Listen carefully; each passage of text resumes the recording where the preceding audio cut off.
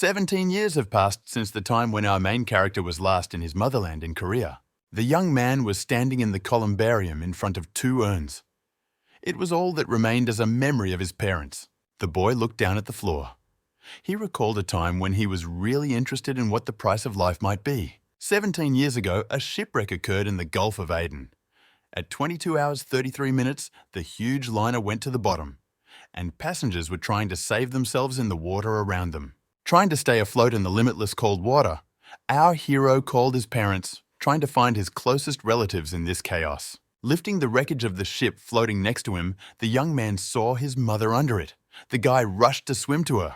But turning the woman over on her back, he saw 2 bloody marks on her chest and stomach. The young man didn't have time to recover from what he saw when he was covered by a powerful wave that suddenly rolled in. Finding himself underwater, our main character realized that he could not breathe and that he needed to influence the surface as soon as possible. And the bloody bodies of the dead passengers of the liner floated around him. The guy saw the secretary, the security guard, the head of the company. The people he knew were dead and slowly sinking to the bottom. The young man's parents were among the dead. He saw their blood-stained bodies being swallowed by the dark water. At the moment of complete despair and powerlessness, the young man felt that someone was pulling him up. Leaning out, he saw his grandfather. The old man yelled that Tae-ha should get it together. As the boy tried to speak with a trembling voice, Jin Seok-ho, the head of the Jonggu groups, thanked God for saving his grandson. Our hero shouted that his parents were down there, but the grandfather only said that he knew about everything, but it was already too late. The man seriously turned to his grandson, asking that the young man remember these words well for the rest of his life. In order not to happen, but it is Tae-ha who has to inherit their family business, Jonggu Group. Then the man put a pencil in the boy's hand. He ordered to keep it, and then come to the lawyer Kim In-soo for help. Grandfather took off his life jacket to hand it to Vnukovo and continued to give instructions. Jin Seok-ho warned the boy not to trust anyone, and as soon as he returns to Korea, he must immediately find a lawyer. But the young man only begged the old man to save his parents. He believed that it was still possible. When Kim In-soo took off his life jacket, 2 bullet wounds were visible on his chest. The man pulled the means of rescue on the grandson and said that even before falling into the water, the boy's parents died from gunshot wounds. There is no hope of salvation. Fastening his vest, the head of the family pushed the young man as far as possible, shouting that he must escape. Moving away from his last living relative, our main character noticed how a huge wave was approaching his grandfather, which was about to cover him with his head. The day has come. The weak, exhausted and crushed young man drifted unconscious among the boundless expanses of water. But he opened his eyes, feeling that he was in the shadows. A ship was fast approaching the boy. It was 1351. When the boy opened his eyes, regaining consciousness, he saw in front of him 2 men in white shirts with weapons. They were either happy or surprised to find that the young man was alive. Then one of them, a tall blonde man, turned and shouted to his boss that the boy had regained consciousness. Tae-ha slowly came to his senses.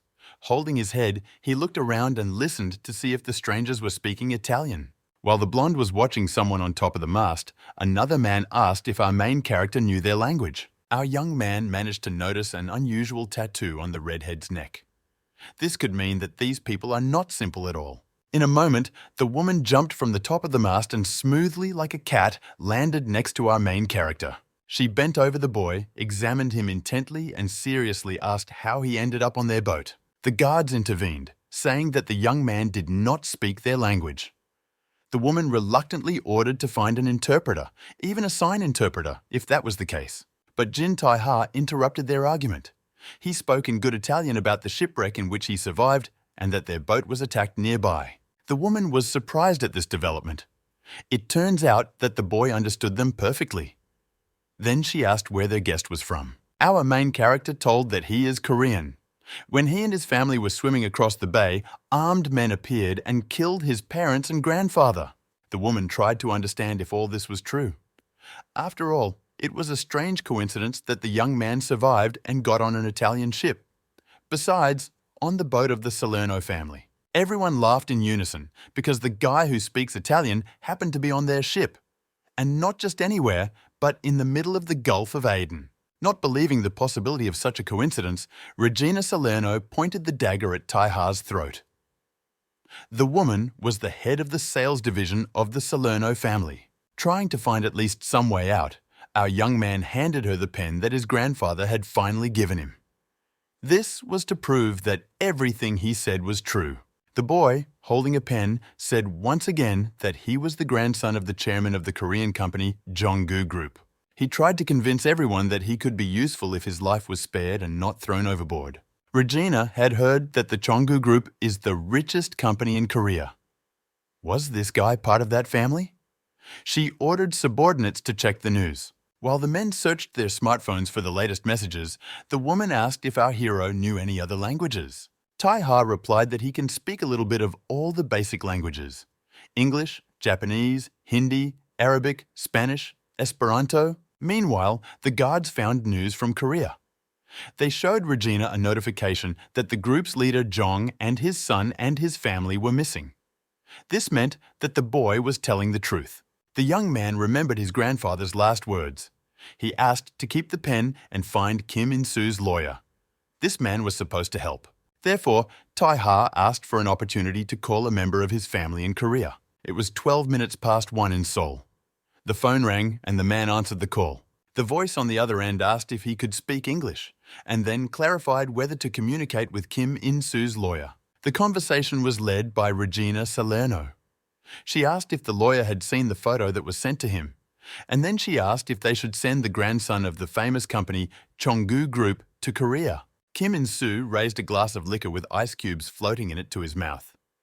He calmly asked what the stranger wanted in return. The woman said she wanted $10 million. She plans to exchange them for cash in the Panama Canal. The time limit was 24 hours. They had to meet in person. The man replied that he did not have time for negotiations as he was very busy. When the money arrives, he asked to release the boy immediately, and he put his glass with a drink on the table. Then he raised the microphone to his mouth and continued to have fun at the party. Kim In-soo continued to shout into the microphone that 10 million was ridiculous.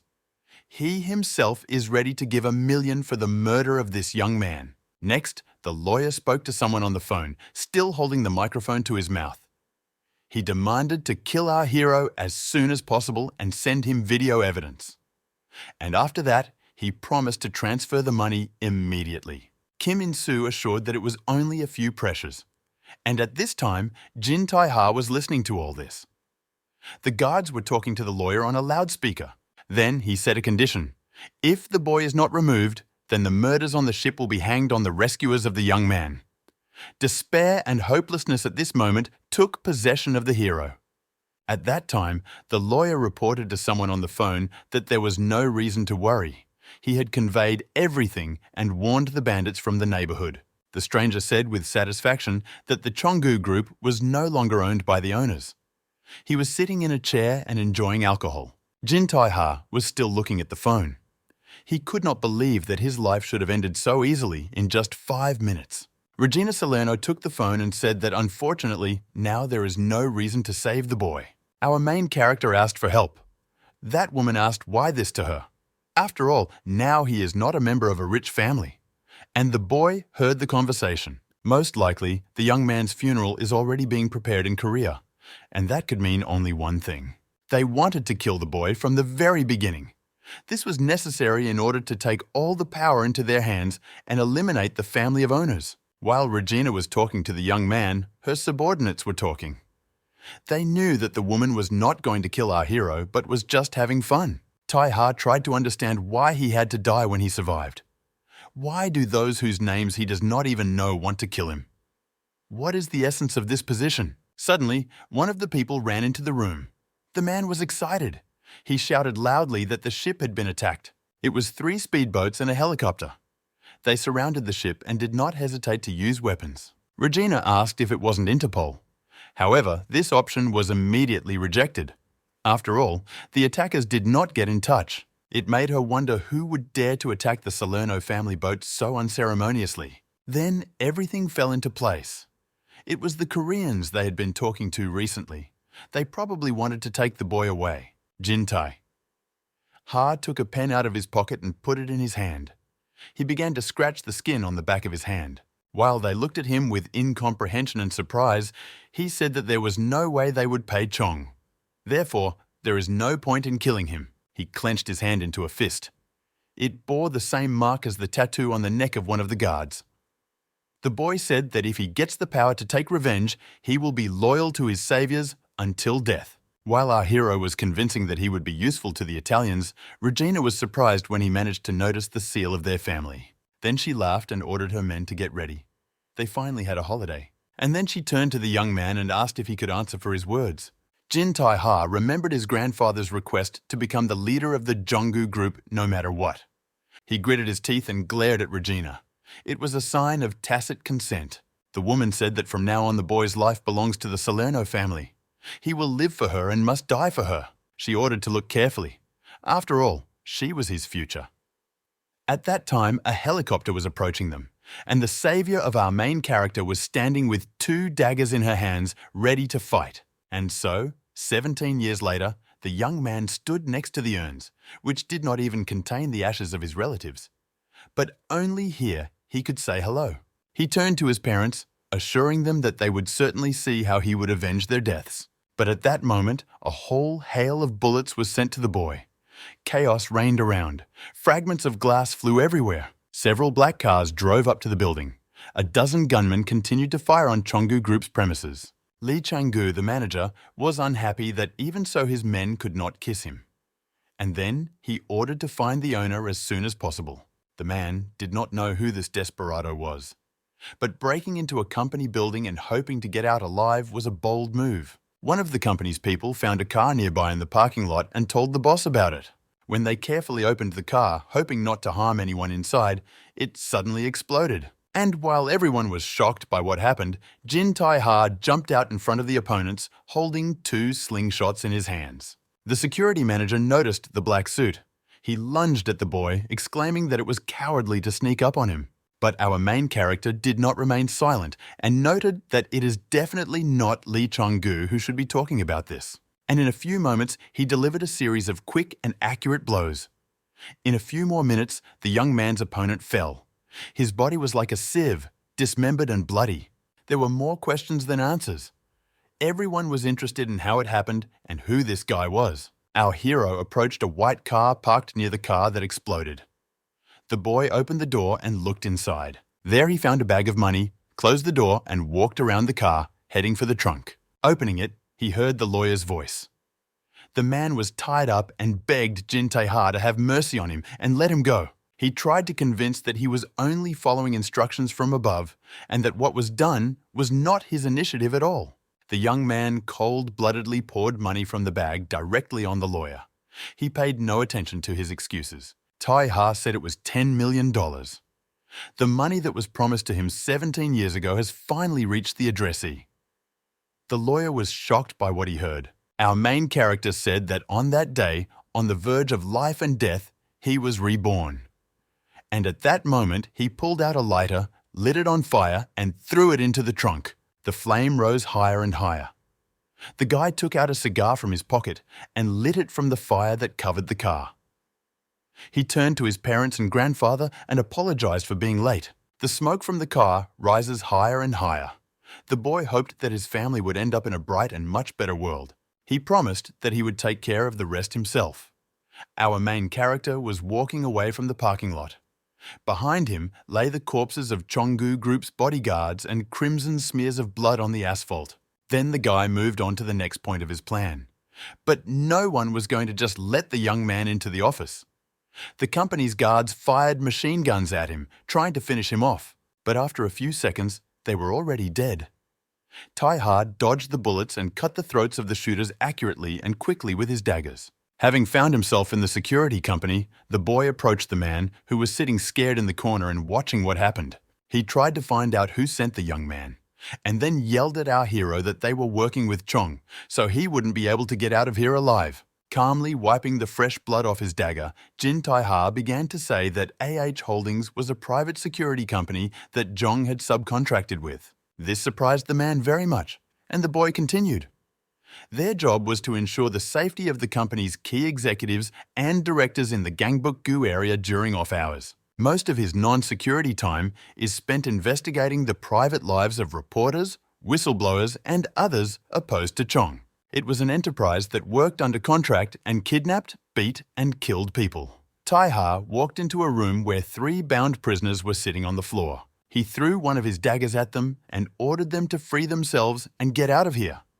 They were to forget that they had ever seen him. Having freed themselves from the ropes, the prisoners returned the weapons to their owners, thanked them, and ran away. They ignored the shouts of the security company employee who desperately ordered them to stop. The man asked who our hero was. He assumed that he might be some kind of relative, but the hero took off the mask that covered half of his face and assured that he was not involved with any of those people. But it would be difficult to speak in their presence. Jin Tai-ha said he needed the management schedule for this week, from the executive director to the chairman of the board. They were to be guided by the Statute Number 1 on holding emergency meetings. But in response, the man only shouted that he did not know anything, and if he had known, he would not have told, because then his whole family would perish. The boy leaned towards the guard and pointed the tip of the dagger blade at his pupil. He saw that the man wanted to live, so he decided to start with the eye to talk to the man. Our hero was walking the streets of the city and thinking that he should buy Korean cigarettes. After all, his cigars were too visible here. The young man looked around. He has not been to Korea for a very long time. At first glance, life here seemed normal, but still there was a feeling that this country had gone mad. Their president once promised that he would use all the opportunities and privileges of his office to root out crime and violence in society. But when he stood behind the tribune and was about to publicly announce the beginning of this struggle, his speech was cut short in mid-sentence. In 1999, the president who declared a war on crime passed away. A bullet hit his head right behind the tribune. No one was able to eliminate criminal organizations, so the country began to sink into violence and succumb to the power of money. Chong-gu worked with criminal organizations to eliminate competitors and control the media. And after that, they started sponsoring sports and entertainment to make sure that no one would be interested in politics. It reached such an absurdity that the eyes would be closed even when a dog was running for president. And despite all this, people still believed that Chong-gu was a people's enterprise. Our main character entered the supermarket and approached the cash register. He was going to buy cigarettes and accidentally asked for the goods at the same time as another young man. They even held out the same bills. The boys glanced at each other and then added the plus sign at the same time, simultaneously handing the money to the saleswoman.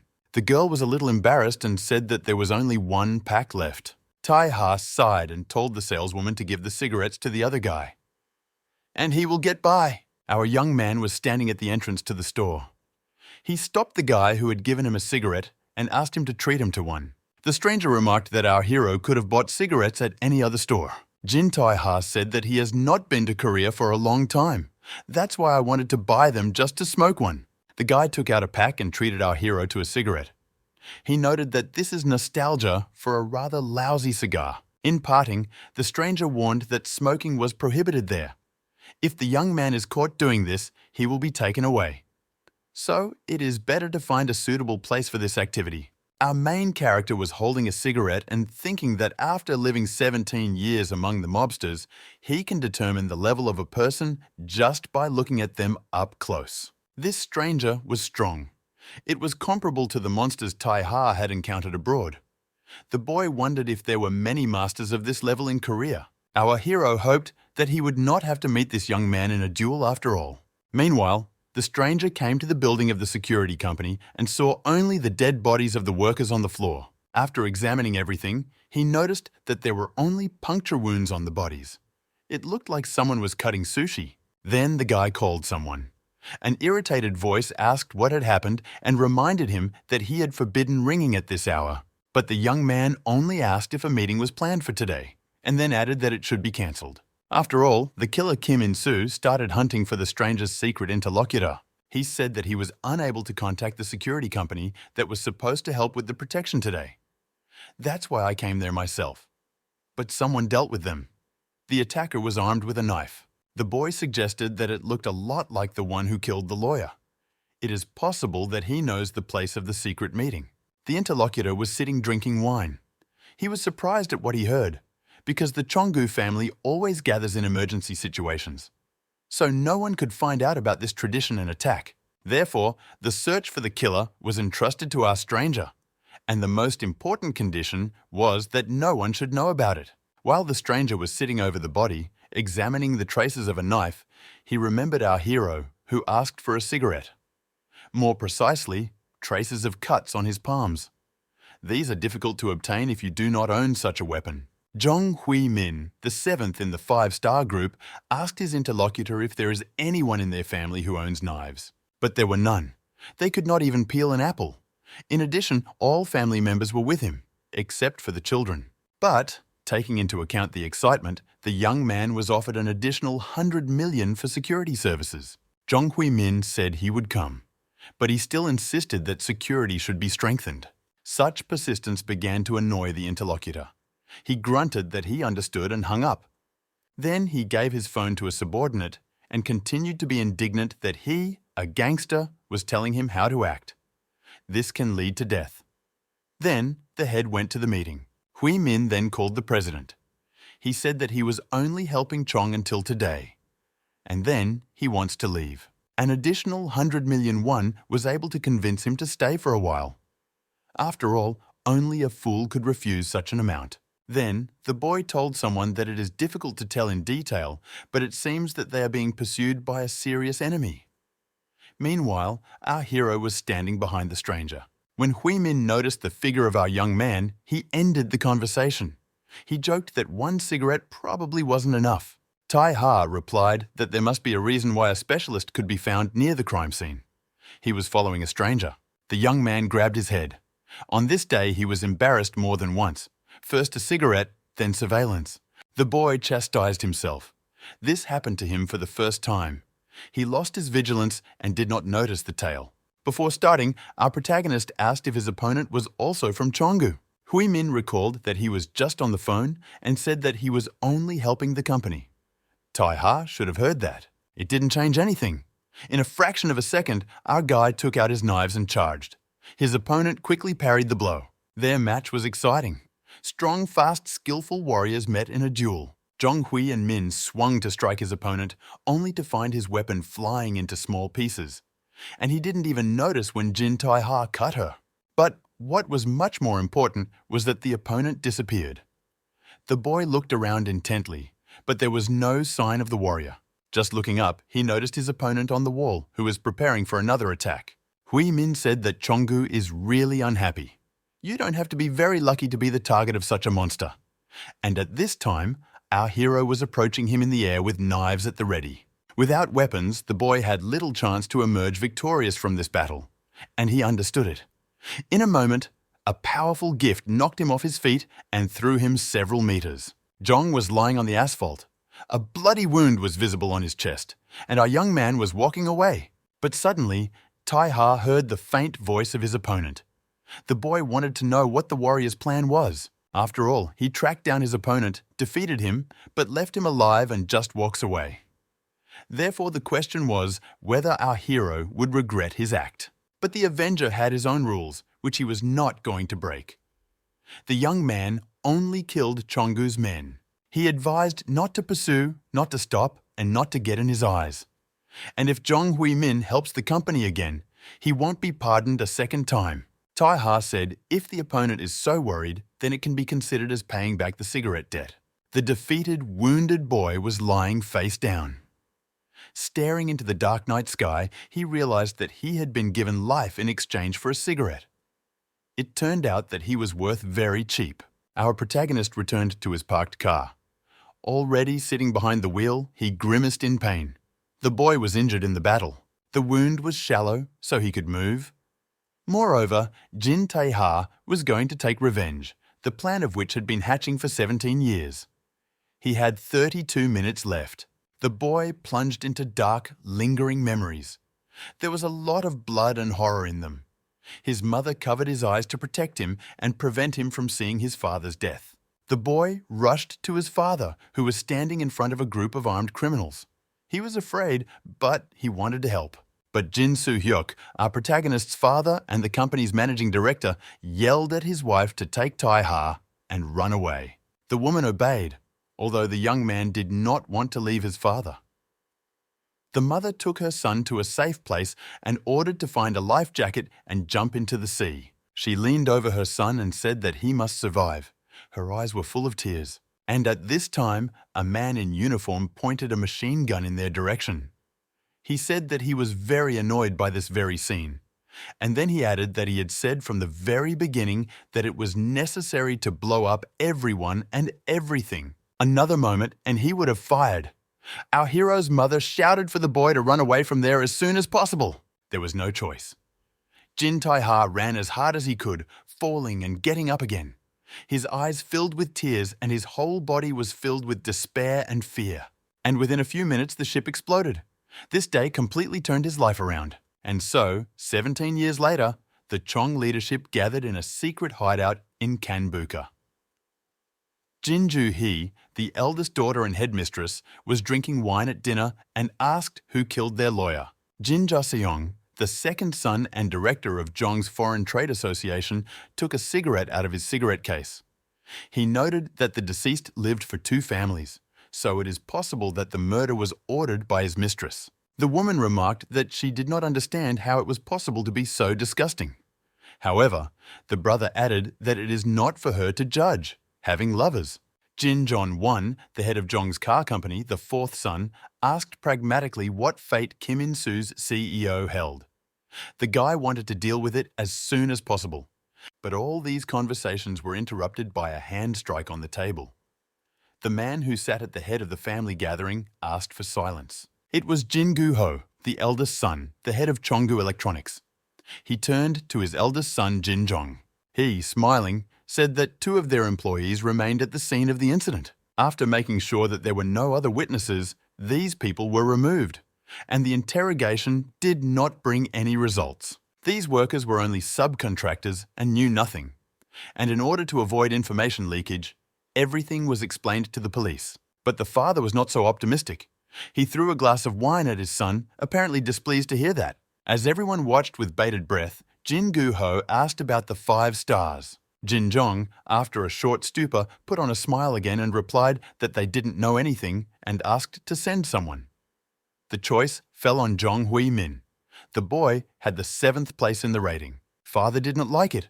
The son's head was hit again by a bottle. And then the notation, because the killer was still unknown and at large. In addition, the 5-star group has been informed.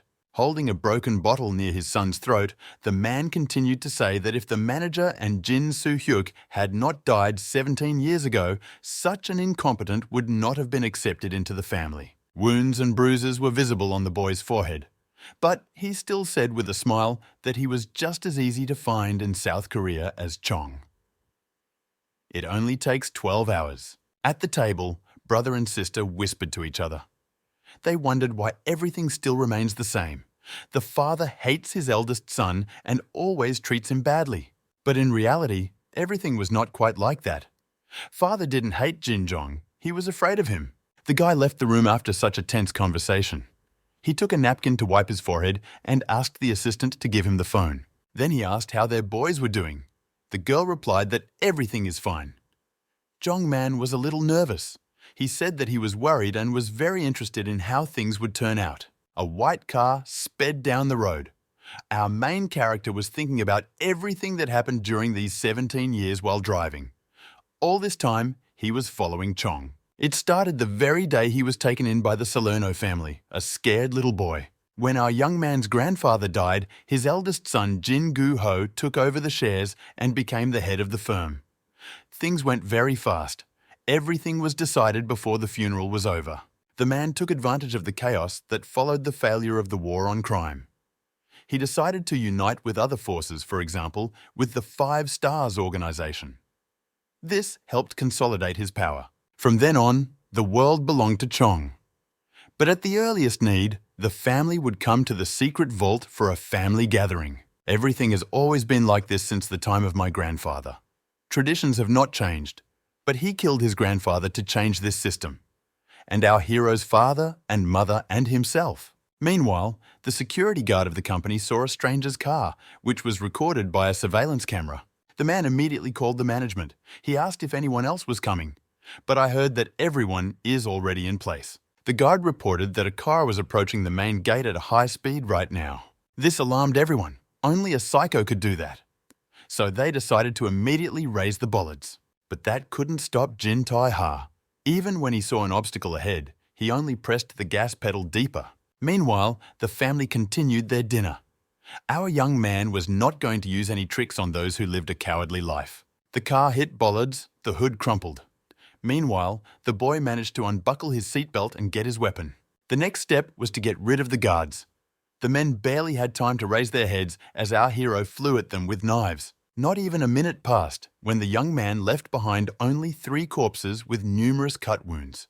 He wanted to make a loud announcement about his return. To remember it. In the hall where the dinner was held, everyone was excited. The noise at the main gate was unusual for such gatherings, so the family was on alert. They asked Jin Jong to check what was happening outside, but he just laughed. And then he added that there is no need to check anything. At that moment, armed men entered the room and pointed their guns at the people at the table. Not understanding what was happening, family members began to panic and get angry. Jin Gu-ho frowned. He began to guess, but still uncertainly asked his son if it was really his doing. Jin Jong replied with a smile on his face that everyone should have guessed that this was bound to happen sooner or later.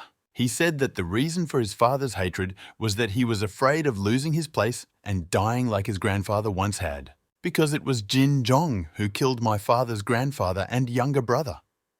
When he said this, there was a look of self-satisfaction on his face. And at this time, our main character approached the building. He was ready to begin the implementation of his plan, which he had been developing for 17 long years. Guards met him at the fence. They were ready to act in the event of an attack. Moreover, only one guy penetrated them. The family at the table could not believe that one of them dared to point guns at his relatives. But Jin Jong only pretended not to understand anything. He asked in surprise what he had done, and then assured that he had done nothing. Such jokes threw his relatives off balance. They started shouting that such behavior was not appropriate and ordered them to lower their weapons. Jin Ju-hee turned to her bodyguard and ordered to deal with her brother. But he, like the rest of the guards of other family members, received a good reward for betrayal. Therefore, they were not going to do anything for protection. Father sat at the table with a dejected look.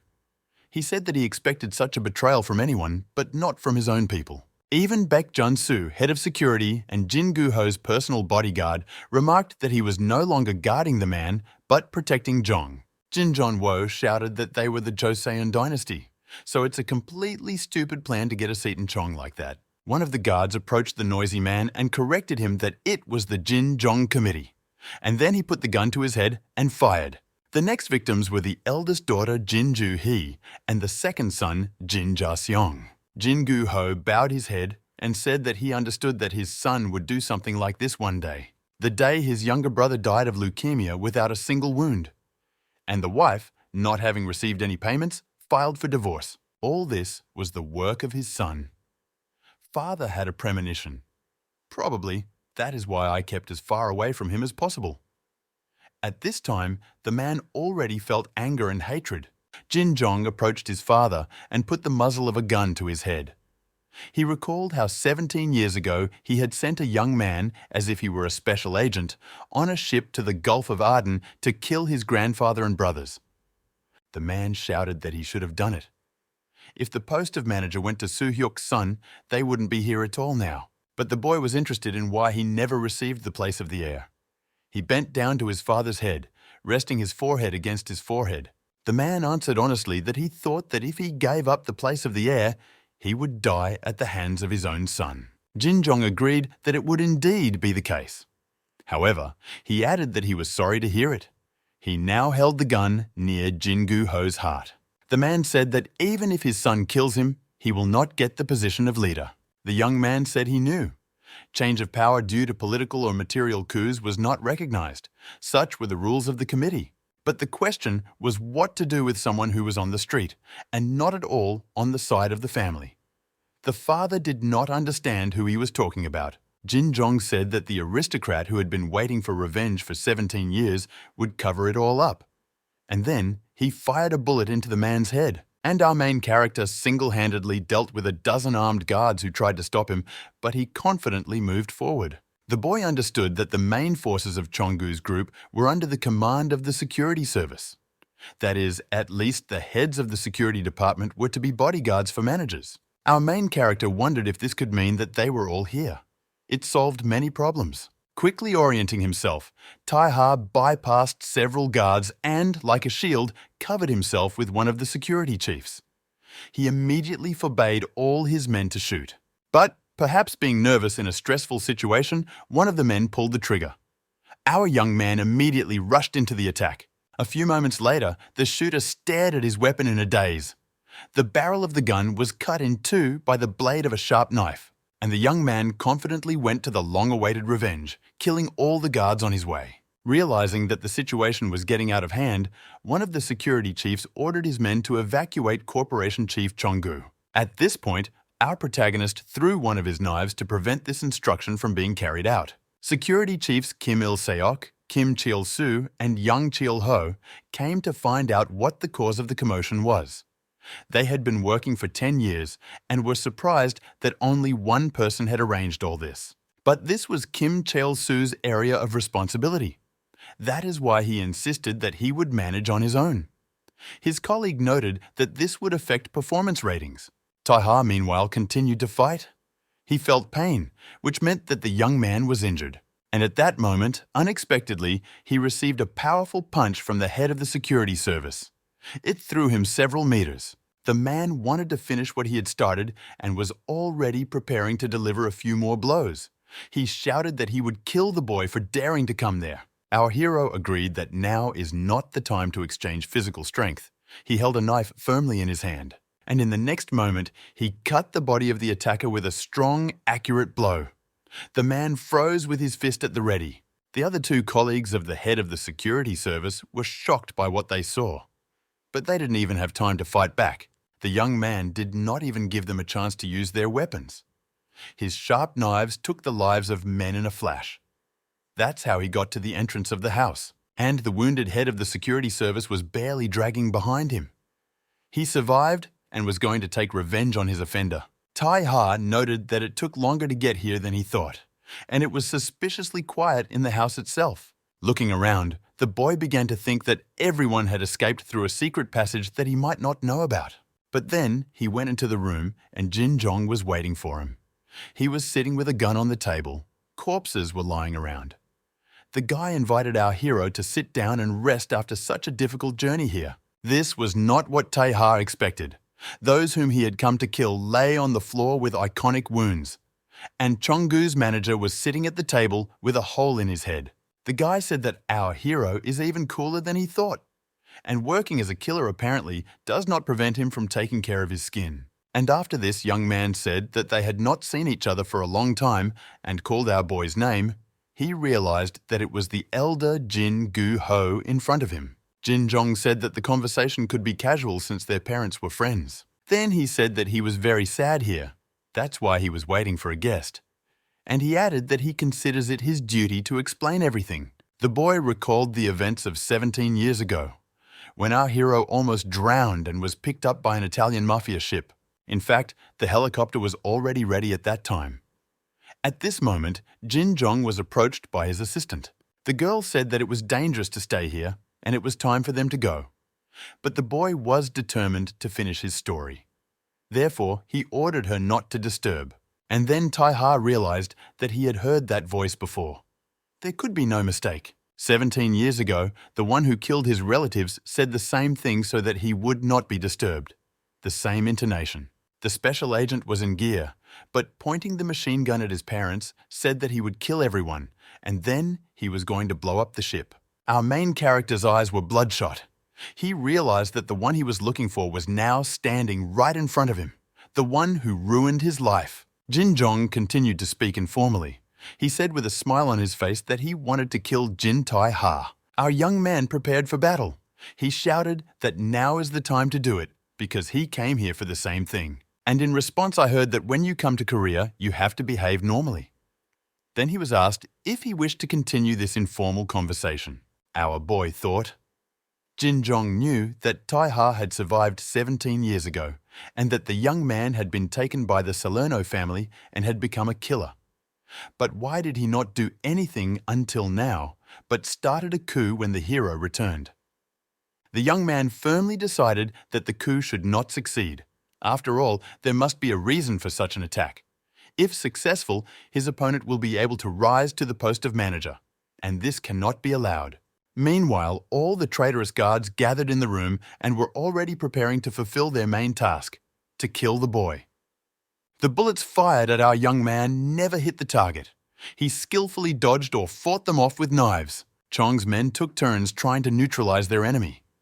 They fired a lot of bullets at him, but he still managed to avoid being wounded. However, they seemed to like such a difficult task. The thugs realized that Tai Ha is much faster than they say he is. But the attackers were skilled not only in firearms. Next, the bodyguard, a master in hand-to-hand close combat, got down to business. But none of his shots hit the target. The man wondered if flexibility was the secret of this guy. Our main character was as focused as possible to dodge all the attacks. Meanwhile, he thought that these people were head and shoulders above those who were outside. Probably, they are the main strength of Chong. Even without careful preparation, he planned to do everything at once from the very beginning. And now, Jin Jong was losing his vigilance. It was a good chance until the bodyguard of the leader, Baek Junsu. He assumed that the woman was also a bodyguard. So, there were only 3 mercenaries here. So there were 4 family members at today's meeting. A man with a scar on his face rushed at our hero. His fists had brass knuckles. But as he approached to hit the young man with all his might, Tai Ha saw a reflection in his eyes. Another guard was approaching behind with a sword. With a precise, sharp movement, our main character jumped to the side and the attackers only hit the air, barely losing their balance. Gritting his teeth, our boy repeated in his mind that there was only one person left. His goal was already so close. And the guards negotiated, keeping their weapons and fists at the ready, that it was necessary to choose a place for a preliminary attack more carefully. The kind where light would not be reflected. But if everything was so simple, they would have solved this task a long time ago. Here, a third guard with a gun joined them. He cheerfully asked what the reward was for killing the young man. Now the task has become more difficult. Tai Ha had to dodge the bullets of 2 shooters at once. Jin Jong watched what was happening from the corridor. Behind him stood his bodyguard. The guy only commented that when our hero is far away, he should be shot, and when he is close, he should fight. And then he added that these people were specially trained to catch our young man. Even in Interpol, there are legends about his incredible speed. Those words puzzled Tai Ha a bit. And his opponent continued to say that he had originally planned to kill him with a bomb. But after seeing how calmly the young man was fighting, he realized that he would look like a savior then. Meanwhile, the mercenaries decided to try to limit our boy's ability to move. This would reduce his incredible speed. To put the plan into practice, the man with the knuckles rushed headlong to deliver a powerful and unexpected blow. Jin Jong was smiling with satisfaction. He only said that Tai Ha did a good job. And at that moment, the guard was already standing in front of our young man. It seems this time he hit the target. 4 years ago, Regina Salerno stood in the room and angrily asked the boy what they should do now. Tai Ha had to deal with the manager. But instead, a terrible picture opened before them. A crucified man hung above the sofa. The walls were painted with blood. A young man sat nearby with knives in his hands, his head down. This was not the first time the family had seen this. But no one gave such instructions to our hero and did not force him to hurry. He could do everything calmly at his own pace. Lawrence, the red-haired man Tai Ha met on the first day on the Italian ship, had always treated him well.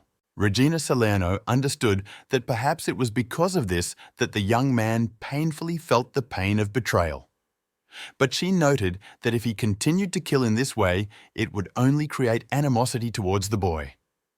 The woman asked for the sake of herself, for the sake of his teacher, and for the sake of the entire Salerno family never to do such a thing again. But in response, she heard from Tai Ha that if he didn't do that, they wouldn't know.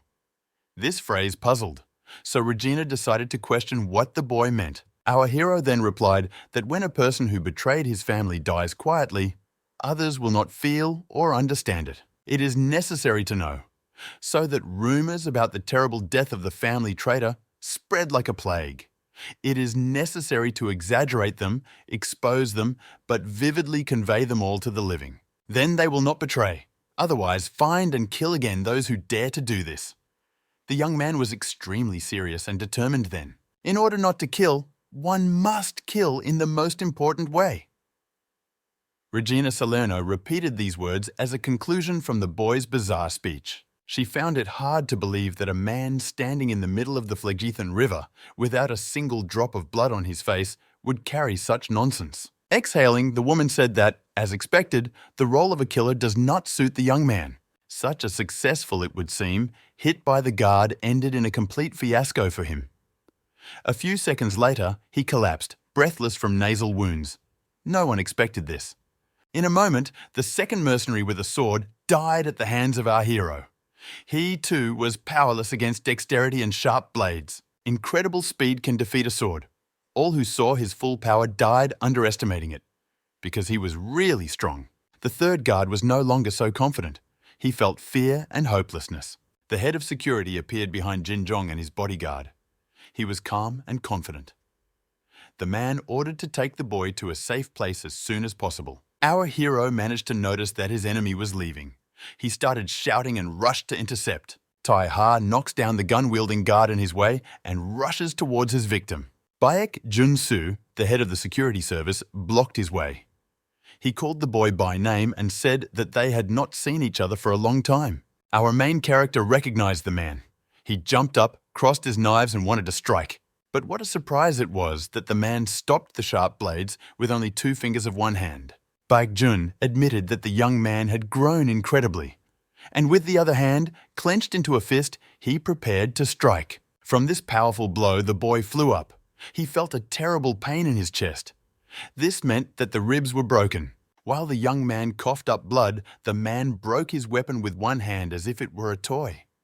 Then he said that that was the end of it, and kicked the guy in the body. With no effort, Baek Jun-soo knocked him down. However, the man did not manage to get out of this duel unscathed. He noticed that our hero had wounded him in the shoulder. The security chief then looked around and noticed one of his men lying in the corridor. He was knocked off his feet by a young man, so the man ordered him to get up because he knows that he is fine. The boy awkwardly held his head.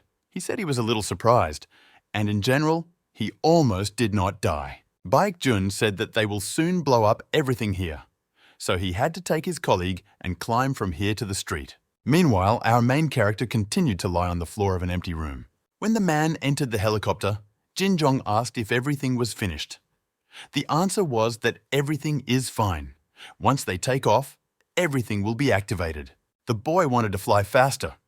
He took the guard by the shoulder as he tried to close the door and told him to get behind the wheel. But the man, already wearing headphones, insisted that the closed door would protect them from possible shrapnel. The guy understood it. However, he wanted to see the moment he had been waiting for so long. Jin Jong stood in the helicopter that was taking off and looked at the house that he always hated fiercely. Moonda In sat without a mood. For her boss, family has always been a key topic, even after that disaster. It was said that he did not want to give up power.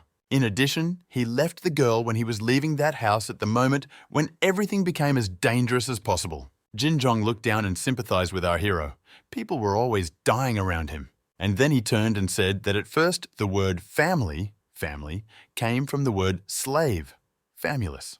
Picking up the remote control for the explosives, the boy wondered if he could change Chong and pressed the button. The building exploded. Tai Ha regained consciousness and heard the sound of a helicopter somewhere nearby. He knew what it was like to do what was planned. And while Jin Jong stood in the open door and admired the flames from the explosion, our young man managed to reach the entrance of the helicopter unnoticed. And then the boy plunged the blade of his knife right into the calf of his enemy. He screamed loudly in pain, scaring the guards. Tai Ha drove the weapon deeper and deeper. He turned to his opponent, saying that the person who killed not only their family, but also his family, will not be able to sleep peacefully. The young man shouted that he would kill Jin Jong. His face was already abundantly covered with drops of blood. Moon Da-in came over with a gun to deal with the guy. However, her boss unceremoniously drew his weapon and ordered her not to climb. The boy shouted that he is the main character in this story, not our young man, and started shooting down. To protect himself from the bullets, Tai-ha had to let go of his hands. He was rapidly falling down from a great height. And on board the helicopter, they nervously relayed the emergency situation to Severance Chong. A cyclist on a walk saw the boy's body in a stream. He thought it was too late to save him. He looked bad.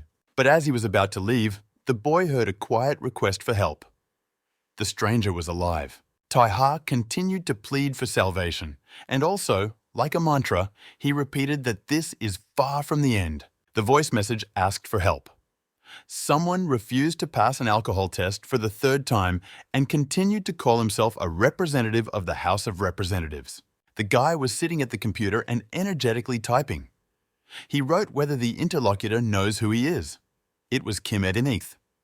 The young man confidently wrote that everyone wanted him to stretch. Then he tried to sell for 200,000 a photo compromise to an authority figure from the ruling party.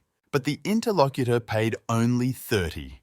This upset the boy, but no one wanted to buy compromising material on politicians. But the elections were still far away. He was offered the usual market price, but they could pay 10 times more for celebrities. Well, for Chonga, 1,000 times. The young man leaned back in his chair. The thought of the value of information about the most influential members of the most famous family troubled him. The transmitter on the table reported an incident that occurred at the third intersection of Chong Row. The boy turned off the device and then took his backpack and skate and prepared to leave the room. Going downstairs, he looked into a small cafe. There were no visitors yet, and breakfast was being prepared in the kitchen. The woman shouted at the young man not to stop at school. He pointed to the skate and said that he would have time with it.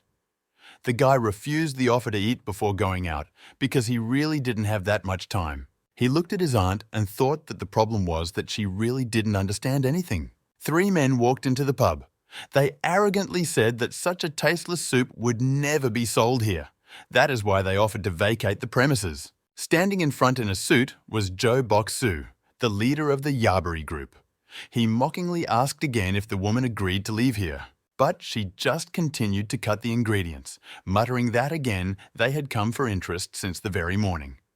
And then she added that she is really busy now. Then she turned to the young man and told him not to worry, but to go to school. Nothing happened. When the boy was already at the door, Joe Bok-soo took out a weapon from his jacket. He said that one should not hastily evaluate other people's actions. Aunt owed 2 months' worth of interest, so their patience was running out. A man in a suit sat down on one of the tables and drove a knife into the surface. He insisted that the woman sell the premises now and take the money, and their profit will be interest. But she stood her ground. Giving away the cafe for half price was a bad decision. Therefore, the owner refused and sent them to learn mathematics better and then come for interest. The boy went out and exhaled, knowing what bad people those men were. He lived in the 3rd lane of Woncheon-gu district. It was a disputed territory due to reconstruction. There is competition among groups behind companies such as Chonggu and Osompa. The territory is left unattended, so the tension grows. In any case, during reconstruction, it is illegal to use small organizations just to get money. But for the aunt and this young man to live in hiding, it was an absolutely perfect place. When the boy returned from school, he saw a woman in the kitchen. She asked him to clear the table, but bruises were visible on her face. The young man asked what happened. A man sitting and eating soup said that the people of Yabari's party were angry. Recently, they demand to sell the premises, raising the issue of reconstruction. The aunt tried to calm the boy down. She asked not to worry, to leave her things, sit down and eat quietly. He went to his room, threw his backpack and skateboard on the floor and sat down in a chair. Clutching his head, he tried to think of what to do next. Seo Yeon-suk's aunt was the sister of his dead father.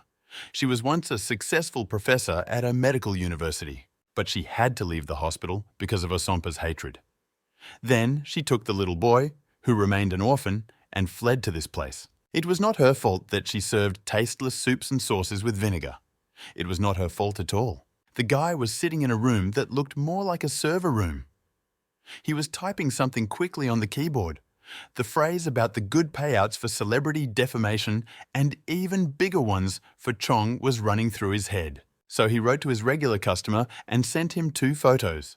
They showed a man hugging a brunette in a red dress. Then he wrote that it was Chong's securities manager along with the leader of IAD, and anxiously began to wait for an answer. The interlocutor asked what it meant.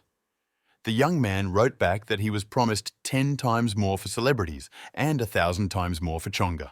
The very next day, Saturday, 2 men in suits approached the boy standing on the street near the store. They asked if he was grey. Before he could answer, let alone ask who these 2 were, he was punched in the chest. Then the men dragged the boy into the car and threw him into the back seat.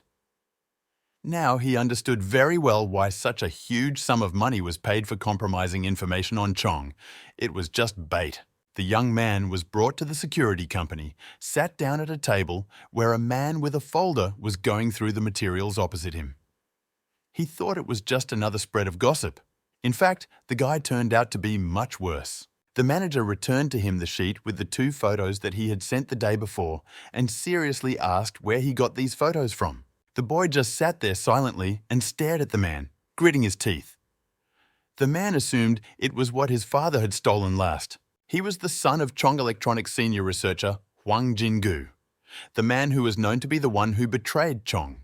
Hearing this, the young man silently smiled. But this was noticed by the man who interrogated him. Enraged, he took the watch off his wrist, put it on his fist, and hit the boy hard in the face. Continuing to strike, the people of the firm tried to find out if the young man had any other materials. And if it has, where are they? But the beatings did not produce any result. Even after falling to the floor, the boy laughed and said that if he still had compromising material, he would have sold it long ago and gotten rich. And he called the man a rag. In response, he asked his colleagues to give him a hammer. Then he leaned over the impudent and threatened to knock out all his teeth. But he was interrupted by a subordinate who entered the room at that moment and said that the director was being called to the phone. The call was from the main office. Very urgent. There they gave emergency order number 1. The man was a little nervous. He cursed and said that, since it was an urgent matter, he would be there now. The director got up and went to the exit, handing the hammer to one of his subordinates. He ordered that the young man's mouth be shut. The beaten and tied boy was thrown into a dark room. The man who interrogated him, closing the door, said that this was not their last conversation. Besides Gray, there were 2 other people in this small, dark room, also with tied hands and taped mouths. Now the boy had time to think. He was already beginning to think his father was crazy. After all, for a long time he was collecting incriminating material on Chong so that he could expose them later. But like my mother, he died in a car accident. So it was more logical to take money from Chong without having any power and live a quiet life. It didn't matter how good his information was. After all, without power, he was of no use. The people in this dark room heard some strange noises coming from outside.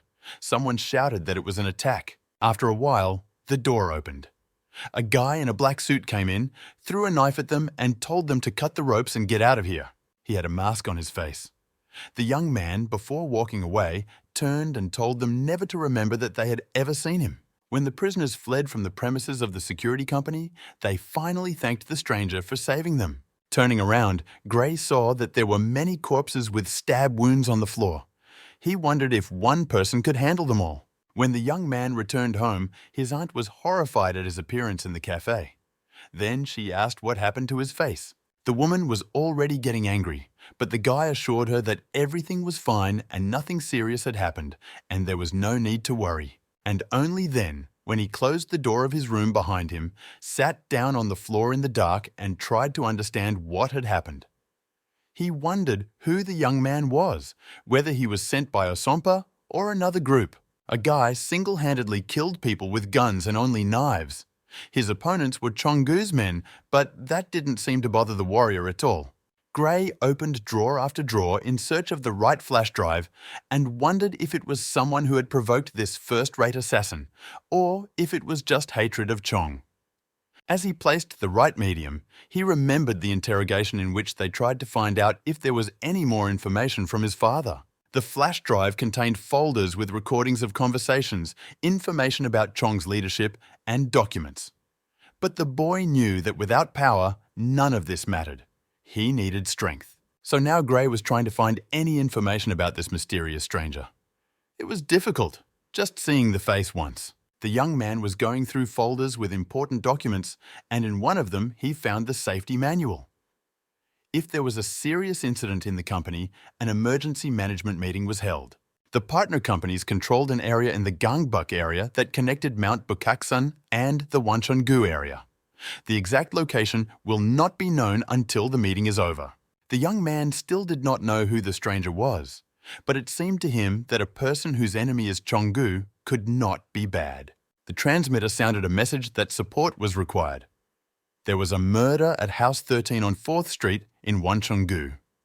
A large number of victims have been recorded. Emergency services are already on their way. The boy began to listen to the voice that sounded. The extent of the damage is currently unknown, but it is known that the location of the adventure was a secret mansion used by Chong's leadership. Hearing all this, the young man took his bicycle and went outside. He didn't know who that guy was, why he attacked the security firm, and in general, whether he could help in any way, but he went to the scene of the adventure. Still, it was better than sitting idle. While Gray was desperately driving, he saw someone hanging from a helicopter that was about to take off. Then a shot rang out, and soon the boy saw the man fall. He drove closer. Seeing our main character lying in the stream, the young man thought that he would die and there was no chance. And then he heard a plea for help. Tai Ha opened his eyes and repeated that this is not the end. Gray brought the wounded man home. Holding it on his back, he started calling his aunt from the door. The woman rushed to meet him, excited. She shouted, "Who did he bring?" The guy begged to help our hero. The rescue of this person was also very important for him. Tai Ha was standing in the middle of the room. His hand was bandaged. The boy asked his savior who he was. Gray gave his name and said he collects and sells information. And then he added that he was waiting for exactly such a person as our hero. Our main character asked if the stranger is really a trader of information, on what received the answer that even as a wholesaler, he provides his clients with undeciphered sources and unverified data. His regular clients were other information traders, intermediaries, brokerage companies, as well as financial circles of Yoido. Our young man said that he almost died when people mistook him for an information trader. This was the guy who was caught by the security company that day. Tai Ha then asked how the stranger found him after only seeing him once in the office. Gray smiled in satisfaction. He joked that he really knows his business and should one day get the title of the best information trader. Our main character looked around the room, then asked how many days he had already spent here. The young man answered that 4. This upset the boy. He thought about something, but only said out loud that it was too long. And then our hero asked a new acquaintance if he could find one person for him. Gray, not afraid to sound picky, said honestly that he was more fortunate to find Tai Ha. So they cannot do without the services of information brokers, and it costs a lot of money. The guy continued a little awkwardly. Despite the fact that they saved each other's lives, it would be nice to be reimbursed for the medical expenses. After listening to all this, our main character made a conclusion, but decided to make sure if this information trader really could not help him. Having made sure of this, he prepared for the exit. As he put on his jacket, he thanked for the help. And then he added that he would definitely pay for the help when he finished. Gray tried to explain that the boy's condition was not the best yet, but Tai Ha only said that his work is not done. Finally, he forbade the new acquaintance to get involved in this matter, because it is unlikely to end with a simple kidnapping. Going downstairs, the young man saw the kitchen where Seo Yeon-suk's aunt was cooking.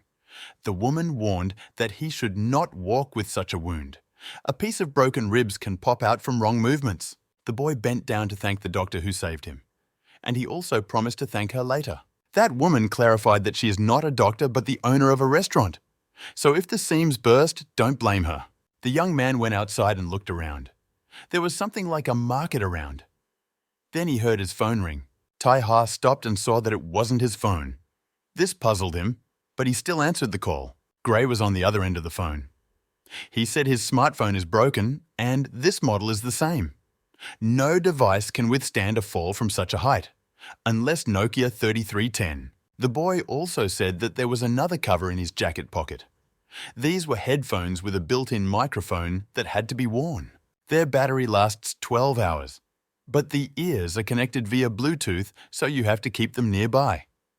The top button of the shirt was with the camera. It should not be covered. Our hero listened to everything and then said without hiding anything, "If anyone suspects that Gray is connected with him, then the young man will die." But Tai Ha's new acquaintance didn't seem scared. He asked why this should happen. "Isn't the reason that the young man killed the entire Chonggu family?" The guy continued. "It turns out that after what happened even in Korea, it will be difficult for our hero to hide." While he lay unconscious, the country was on edge with breaking news that Chong's family had died in a terrorist attack. After listening to all of this, Tai Ha remarked that after all of this, Gray still wanted to ask him for a favor. He said that there is a ceasefire in this place, in the Jeonsu district, in the third quarter. Chonggu and the Osun faction fought fiercely over rescheduling issues, so Jonggu and Osun will never find inside this zone. However, there are other problems that prevent them from living peacefully here. Since our hero stressed that he has very urgent business, Gray is willing to wait, but then he wants a favor in return. Until then, he asked not to lose contact with him. But if these conditions are not fulfilled, he will be forced to call Chong. Tai Ha paused. He pondered. Then he said that first he would have to assess the skills of the new acquaintance. Our protagonist has arrived at the Gwangwamun Vault, the main and largest gate of Gyeongbok Palace. There is a private company in Seoul that specializes in storing valuables. The guy was standing near the cells, and his partner asked if they were being watched. But there was no reason to worry. The iron rule of this firm was trust.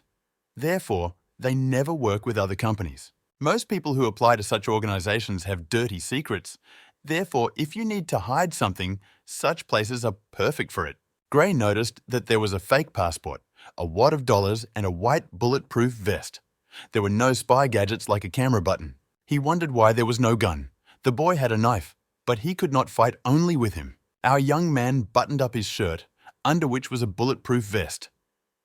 He felt that his body was getting heavy, and it was getting harder and harder to keep a calm expression on his face. Just from walking, it seemed to the boy that knives were being driven into him. Such a feeling was already familiar to him. It used to be like that. Then the young man was beaten by Regina. Tai Ha was getting dressed and in the meantime asked Gray how about finding that person he talked about earlier. The interlocutor behind the laptop said that he knew. It was about Kim Pil-jun, a representative of the company Night Moves. He was a broker who helped our hero cross illegally into Korea. This guy worked in Europe and came to Korea a few years ago and quickly became famous. Acquaintances said that he was looking for a ship with contraband bound for China. Since the death of members of the elite Chong clan, the repression has become more severe. Therefore, even brokers who specialize in escapes cannot leave the country. Tai Ha liked this information. He ordered Gray to tell those information traders that there was one such vessel and pay them 10 times more. He promised to return all the money. The partner asked what our hero plans to do when he meets that guy. In response, it was said that he would kill. The reason Tai Ha didn't die back then was because someone told him about his plans. And Kim Pil-jun was the only one who knew that the young man was in Korea. Frowning his eyebrows, the boy said that traitors are killed, even if they are best friends. Meanwhile, the young man whom our hero was going to kill came to the church. He knocked on the door of the confessional and said he had something to tell. It was heard in the silence that everyone was pouring water on their mill. The boy did not feel comfortable in this place, even though he was a Catholic. His interlocutor was sitting in the dark. Only a silhouette was visible. He asked for money, and Kim Pil-jun held out a bag. It contained 100 million Korean won, $100,000.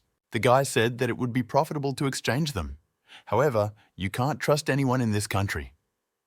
At this time, he took out his phone. In the earpiece of the secret interlocutor, it sounded that it was getting dangerous. There were people on the street. And at that moment, the door of the church opened and a group of men entered the room. Kim Pil-jun held the phone and continued talking. He was in Korea for only a few years.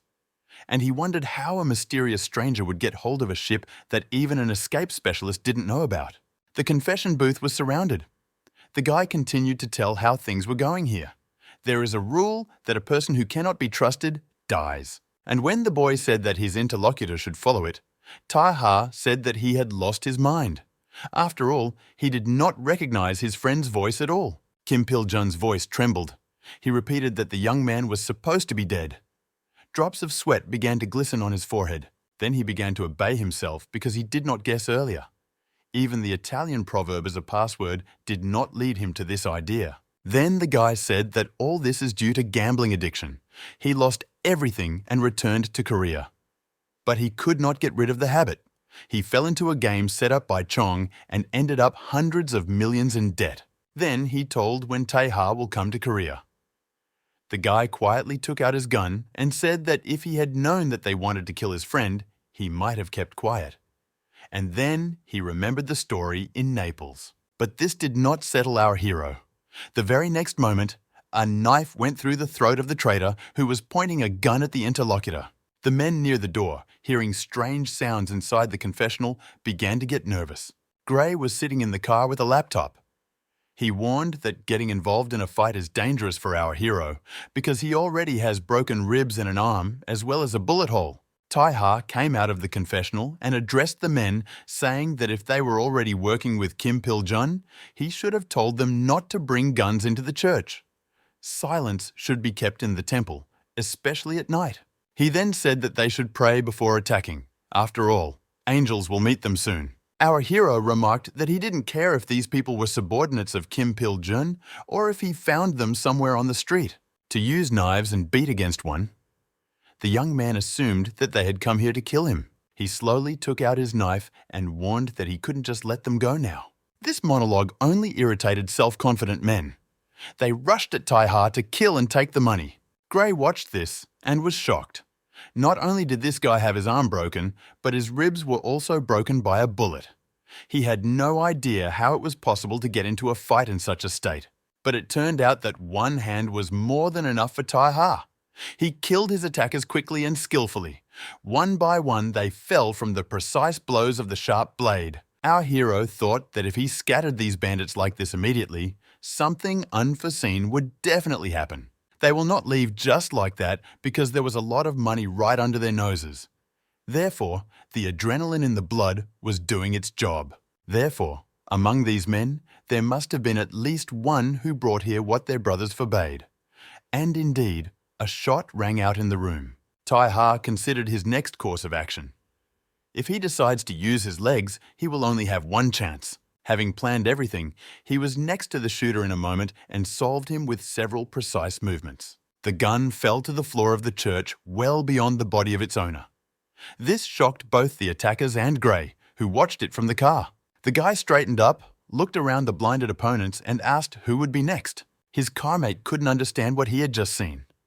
How can a person with such wounds do such a thing? Our main character got in touch and told Gray to take the bag from the confessional because he couldn't move himself right now. And although the boy tried to pretend that he was not watching his friend, he knew that he was somewhere nearby because, before that, he warned about the danger. When the partner entered the temple, he saw the floor covered with corpses and everything around was splattered with blood. Our hero was sitting on a bench, barely bowing his head. He told Gray to go ahead. After collecting the bag, the young man felt that he was losing control of what he saw. He covered his mouth with his hand to hold back. Then he sat down next to Tai-ha and said that an acquaintance would come soon. You only have to wait 10 minutes. Then he saw how bad the boy looked. He was burning all over. Gray picked up the phone to ask his aunt to bring some medicine. But at this moment, our hero went through the hand of his recent savior several times with a knife. Tai-ha began to say that when he regained consciousness, he saw that everything had been replaced, his clothes, his phone, but the gloves were still on him. At that moment, the boy took them off and put them on the bench next to him. Revealing the seal of the Salerno family, the boy asked if his partner knew who he was. Gray was scared and shocked, but he said that the young man is the eldest son of the late Jin Soo-hyuk, who was the third son of Jin Seok-ho, the chairman of the Chongu Group. He is Jin Tai-ha, the killer known as Vendetta, an Asian man in his 20s or 30s from the Salerno family. He is wanted by Tobex RP and offers a reward of 5.5 billion won. Gray said, because he wasn't going to tell anyone about it. His aunt doesn't know anything.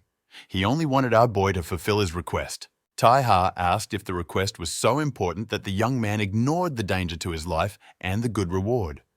The answer was yes, without hesitation. The boy said that he had no idea how long he and his aunt had to hide from Chong. But our hero made him shut up. Putting the gloves back on, he replied that it was not a rational reason. In this case, it is better to immediately hand it over to them. The reason Gray can't be an information wholesaler even with all the equipment he needs. The reason why he left like that, although wholesalers do not do this, it is also because he needs experience. Wholesalers are often elderly people, so Tai Ha suggested playing it big. Two men were walking down the corridor of the hotel. One told the other that when they found it, he should do nothing but ask questions. He promised to cope with everything on his own. The second agreed, promising that he would not spoil the reputation of Osen. In the hallway, a bespectacled man said that their representatives always keep their word. Then they went into the room and apologized for making them wait. Shortly before that, a conversation took place in the church. Tai Ha then told Gray that he is a good information trader. Despite his young age, he medics and reacts well. The hero also promised to fulfill his request. But if the guy still wants to work with him, he will have to risk his life, although the work will still be the same trading of information. If he is ready, the young man can become one of the best traders in the world. And all because our hero was going to kill his friend. Waiting for the two men in the hotel room was none other than Jin Jong Man, and his two bodyguards stood behind him. The man said that he did not expect such a quick meeting. He sympathetically remarked that it must have been difficult after Jin Jong's funeral, so he could come to his senses and only then get in touch. The guest gestured that it was time for the talkative and nervous man in glasses to shut up. There was music playing in the room, which Jong listened to enthusiastically. He was conducting in time, so he didn't want to be disturbed to enjoy himself. When the piece ended, the boy began to clap. The man in glasses took the initiative. He added that it would be great to hear the composition from the beginning. Jin asked if he knew it was a work of art. He was sprawled out on the couch and smiling smugly. The interlocutor replied that it was Schubert's Forest King in Liszt's interpretation. It sounded a bit clumsy, so he assumed the young man himself was playing it. As Moon Darin turned off the music and took out her earplugs, the boy explained that he played it in a contest in 6th grade and won first place. But afterwards, his wrist hurt, so he stopped playing. All the family members who watched this performance then now contemplate it only from heaven. The boy continued that if he had known earlier that everything would turn out like this, he would not have been so careless. Jong Hui Min was holding an electronic cigarette next to the man in glasses. He said that it was worth cancelling the meeting because the client was not at all like the usual one. However, no one took this into account. At this moment, Jin Jong clenched his fist. This gesture was sharp and gave away the boy's calm demeanour. Pointing his fingers in the direction of the impudent interlocutor, he ordered to choke on the cigarette. Then he added that this should have been taught by parents while raising a child. The young man opposite began to get angry, and the story continued. The Chonggu family has the #1 emergency guide. When something happens, they come together. It cannot be undone. It is the truth since the creation of Chong. That is why they allocated 200 million won for his search. Jin Jong said, trying to handle things as quietly as possible. But instead, he was injured, and now it is difficult for him to walk. The boy pointed to his leg. Beside him stood a stick. That day, the attacker killed all the guards at their headquarters. Then he asked how the stranger managed to survive after meeting such a dangerous killer. Jong Hui Min said he already told. The whole thing is that he was not on the killer's list. Jin Jong was surprised at such a code of honor for a terrorist, a strange rule that did not allow opening fire on one's own.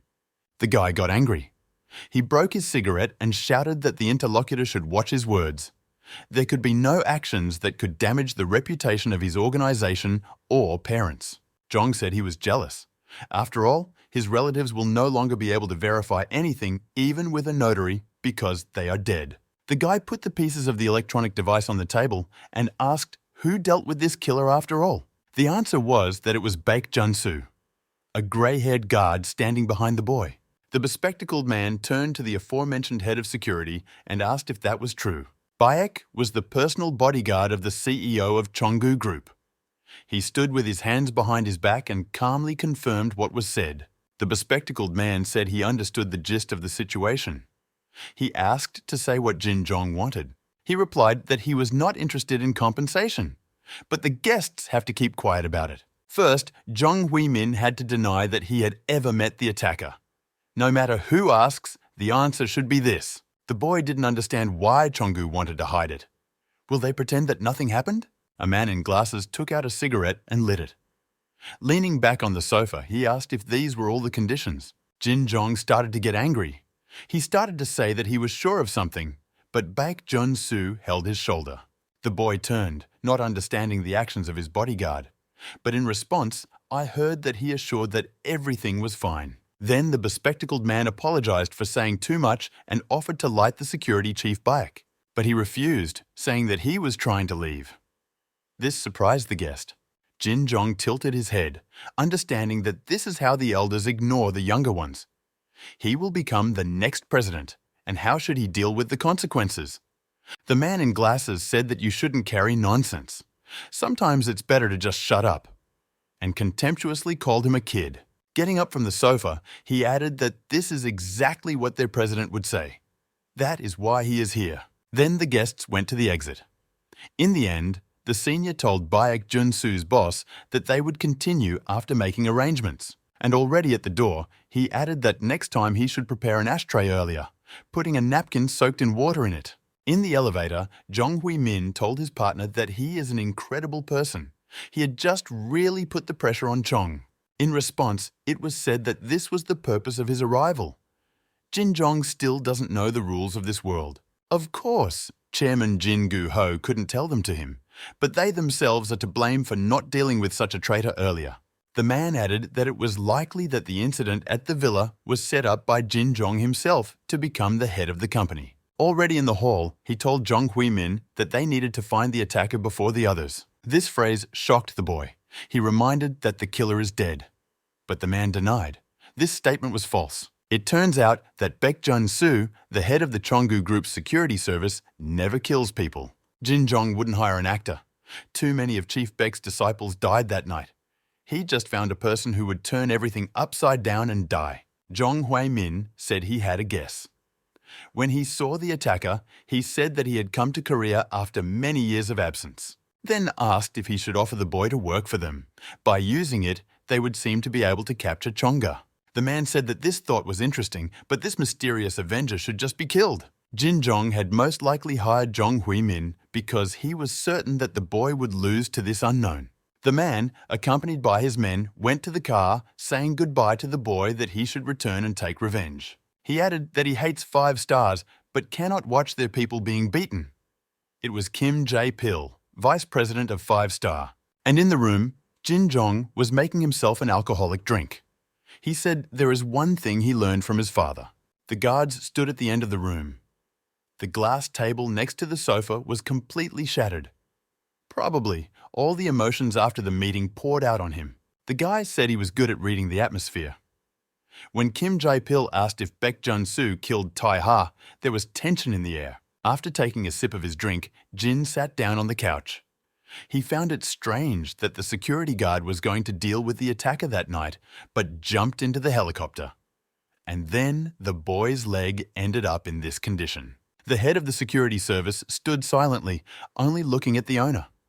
Zhong added that the killer's body has still not been found. He looked up and asked in a worried tone if Jin Tai-ha was still alive. But it seems that the answer was already obvious. Baek Jun-soo asked if Jin Zhong thought he intentionally kept our main character alive. The guard reminded that it was the master who shot the boy that day, and Jin Zhong agreed with that.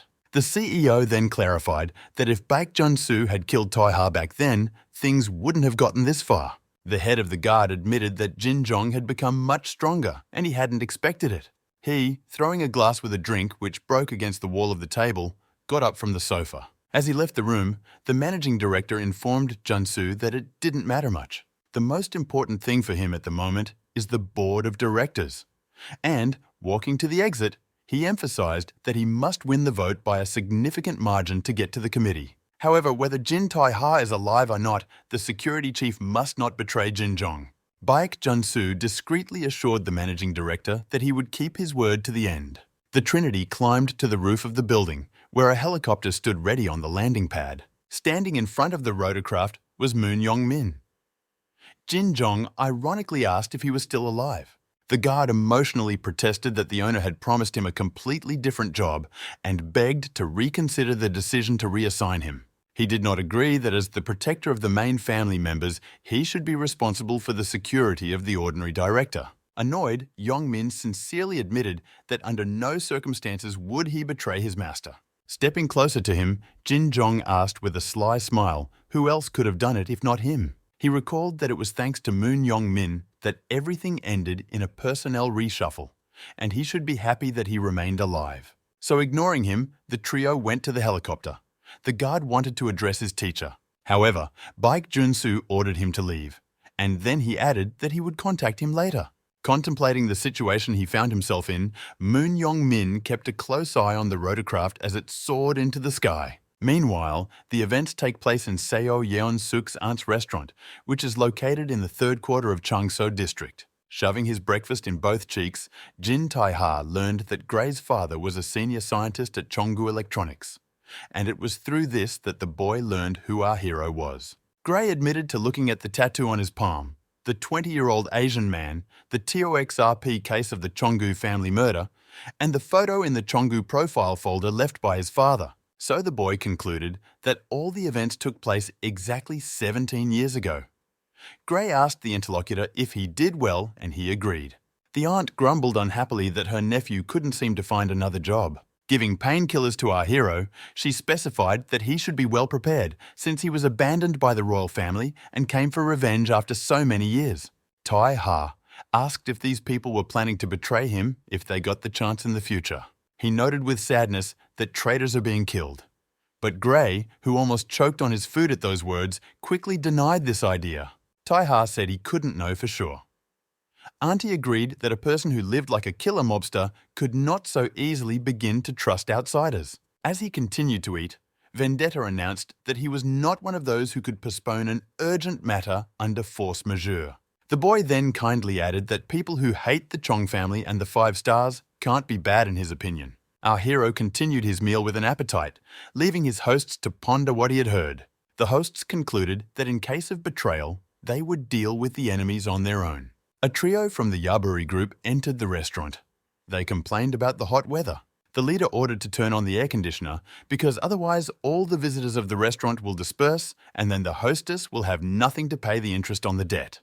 The aunt angrily emphasized that she had paid off all the overdue debts, so she does not understand why the gang comes to her again and creates problems. But Cho Bok-soo denied it, saying that they just came to have breakfast. Seo Yeon-suk then ordered Gray to go to school. Suddenly, the leader of Yaburi saw our main character and said that this is the first time he has seen this guy. Bok-soo asked why he was eating at this place. Ignoring the appeal to him, Jin Tai-ha carefully examined the piece of pickled radish and simply wondered if the vegetable really had to be that big. The leader asked in surprise if the boy was deaf, stupid, or thought he was too cool. Gray announced that he was going to school. As he walked to the exit, he looked around and remembered his recent conversation with Tai-ha. Then, in his room, he told the interlocutor that he would never kill anyone because there was no need to fight among themselves in their area. Tai-ha asked him if he was really like the kind of person who attacks others without warning. To which Gray countered that, of course, it wasn't. So our main character decided to find out what exactly the boy wants. And he told him. First, Gray recalled that last time he told about the third quarter of Changso district, which is a truce zone between Chonggu and the 5 stars due to renovations. There was a time when the county was in chaos due to war between them. But thanks to the local Yaburi group, the fighting stopped and a truce was signed. Tai-ha asked in surprise how it was possible for a local gang to stop the 2 powerful forces of Chong and the 5 stars. Gray replied that this was absolutely true and that the third quarter was now a conditional safe zone. The young man added that the Yaburi group wants to buy all the buildings in the Changso area. The plan is to set up a housing cooperative because they think there will be an opportunity to negotiate when Chongu or 5-Star meet with the developers in the future. While considering this information, Taiha noted that Gray had other thoughts on the matter. The guy replied that, of course, the problem could be solved by uniting, and everyone would have done it a long time ago, but the mayor, who could agree to the creation of such a union, was elected with the help of 5 stars. Seo Yeon-suk appealed to the mayor several times, but he didn't want to hear anything, so everyone is powerless. So Gray's request is for Jin Tae-ha to convince the authorities. Aunt Gray sternly warned the Yaburi leader not to use physical violence. Putting his wand aside, Tae-ha pondered that a regular street gang had forced Chong and the 5 stars to back down from their feud. Our hero stood up and bowed to his aunt, thanking him for the delicious breakfast. Cho Bok-soo decided to follow Tae-ha, but his aunt stopped him. She asked not to pick on her clients and reminded that she had paid all the interest. Instead, the Yaburi leader appears before her eyes every day. Cho Bok-soo swung his hand to hit her, but was swiftly countered by our hero. In a moment, Gray, who had already managed to leave the restaurant, heard a loud noise behind him. Looking back, he saw the Yaburi trio fly out the door straight to the street, while Tae-ha calmly stepped outside. The student was very angry because he ordered our hero not to start fights. Surprised and frightened, Bok-soo asked the assailant who he was and how he dared to touch the leader of the group. Our hero pondered over the fact that he had a grand revenge plan. Unfortunately, he didn't consider the fact that his real enemy was Jin Jong-man. It was because of this that he failed. However, Tae-ha could easily foresee the enemy's plans for the future. After all, no matter what blood ties a candidate for the post of chairman has, he must be elected by the board of directors. Our hero assumed that he would be able to destroy the board of directors with the help of the Changso District Renovation Project. On the opposite side of the street stood a girl who turned to Tae-ha and asked who he was. She added, "Does the boy single-handedly want to start a war between the two clans?" It was Eun Soo-ri, the deputy leader of Yaburi. Taking out a cigarette and lighting it, Tae-ha replied that he wasn't going to do that. He only plans a conversation. The girl did not believe that he came only to talk. She asked who the boy thought he was and what he was talking about with her people behind his back. Our hero good-naturedly apologized, since those men did not want to listen to him, and he communicates only with those who are of the same mind as him. Jin Tae-ha pondered that the small Yaburi organization had forced Chong and the 5 stars to retreat. Suddenly, he noticed armed men hiding in different buildings. The boy thought that if they were scattered all over the city, it could only mean that the 3rd quarter of Changso District had become the main stronghold of their armed unit. If there was even one spy among them, their intelligence would definitely be broken. But it seemed that the effect of the discipline system was showing at the moment. The girl asked who the boy was, a swindler from the Chongu family or a sycophant from 5 stars. Our hero was just about to introduce himself when at the same moment a bullet fell at his feet. Yoon Soo-ri told the boy to answer without moving or he would be shot. Tae-ha's face contorted with rage and his hand clenched into a fist. He knew that this day would surely come. Approaching the girl under a hail of bullets, he did not want to believe that something so disgusting was actually happening. Snipers on the building tried to warn the boss about the danger and were waiting for her command to kill the enemy. Soo-ri turned around and called out her assistant's name. Lee Hwa-ryong, nicknamed Tank, jumped off the roof. He stood in front of Tae-ha, but our protagonist menacingly ordered him to step aside. He gave in. Stunned by the unexpected betrayal, the girl stood in fear. Surprised fighters waited for her order. Our hero approached her and snatched the glass from her hand. Throwing away the glass, he said that it was precisely because the girl was drinking such a bad drink that she couldn't do anything. The deputy leader was stunned by such unusual behavior of an unfamiliar boy. Then Tae-ha carefully leaned towards her and, looking around, whispered something in her ear. After that, he turned and left, saying that it was not even worth talking to them. The girl stood and looked at the boy in surprise.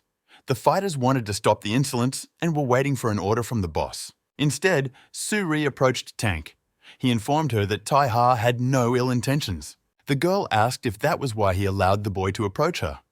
This meant that things in the organization were going quite well. Lee Hwa-ryong noted with a slight smile that the boss felt the same as he did. He then added, looking at Tae-ha's back, that no one had seen the real one since the war. In the evening, Gray and our hero repaired a broken door together at Seo Yeon-suk's restaurant. When they had finished, the aunt asked if they were sure they had fixed everything. Gray answered in the affirmative and asked to feed them. Yeon-suk, threatening Tai-ha, warned that in case of another prank, she will throw him out of the restaurant. The guy promised to be more careful, but at that moment, a girl with pink hair burst into the room and ordered Tai-ha to come to her. She was stunned for a moment, not understanding why the door fell down. Soo-ri accompanied Tank. The girl rushed to Yeon-suk with a hug, calling her sister, and said that she missed her very much. Tai-ha noticed that the girl's behavior was very different from the morning. He began to wonder what she was really like. While fixing the fallen door, Soo-ri confessed to her aunt that she broke the finger of Choi Bok-soo, who dared to touch her sister's face. Seo Yeon-suk ordered to leave the door and go eat, because she thought the girl was too thin. Gray explained to Tai-ha that during the war, Auntie treated many members of the Yaburi group. She even treated the former leader, who was Soo-ri's father, several times free of charge. That's why this little girl considers her aunt a benefactor. Tai-ha pointed out that subordinates have unacceptable behavior towards a person their boss considers a benefactor. He called the girl not the second number in the group, but only a puppet, at which she was very offended. Soo-ri flipped over Tai-ha's head while wrapping a thin wire around his neck. Stopping on the table, the girl explained that she was actually very grateful this morning, showing sympathy for him. Cunningly threatening to pull the trigger, she asked the boy to repeat what he had said earlier. Our hero noticed about himself that he was not wrapped in an ordinary rope. The thread has a different strength. However, Tai-ha mentioned out loud that some of the people who were in the building during their morning meeting had their sights set on them, not our hero. And Soo-ri herself definitely guesses this. The guy added that formally, everyone observes the terms of the truce, but still, her people are being manipulated. Tai-ha asked if it could be someone from the middle of the group. In the morning, whispering in her ear, our hero arranged for the girl to meet at her aunt's restaurant at 21, as he believed that there were many spies around them at the moment. Jin Tai-ha continued his questioning and wondered who it could be. Is there a force that ordered them to buy all the houses, someone from 5-Star or Chong? At the last words, Yoon Soo-ri pulled hard on the string, wanting to strangle the boy. However, in a moment, she looked in surprise at the interlocutor, who took out his dagger and cut the wire with ease, smiling at the girl. At this time, in one house, a naked man desperately begged for forgiveness and begged the owner to save him, banging his fists on the glass door. He admitted that he had failed the Lebanese contract, but if he was given just 1 month, the man promised to earn twice the lost amount. The owner ignored his pleas and talked on his mobile phone. His interlocutor reported that a stranger had broken into the 3rd block of Changso district and was approaching Yoon Soo-ri, and the boy noticed the presence of spies. The interlocutor wanted to receive instructions on the following actions. At that time, the cage opened and a huge, angry, hungry lion came out. The naked man hysterically begged for mercy and to give him another chance. Tears rolled down his face like hail. The request was ignored, and the lion tore its victim to pieces.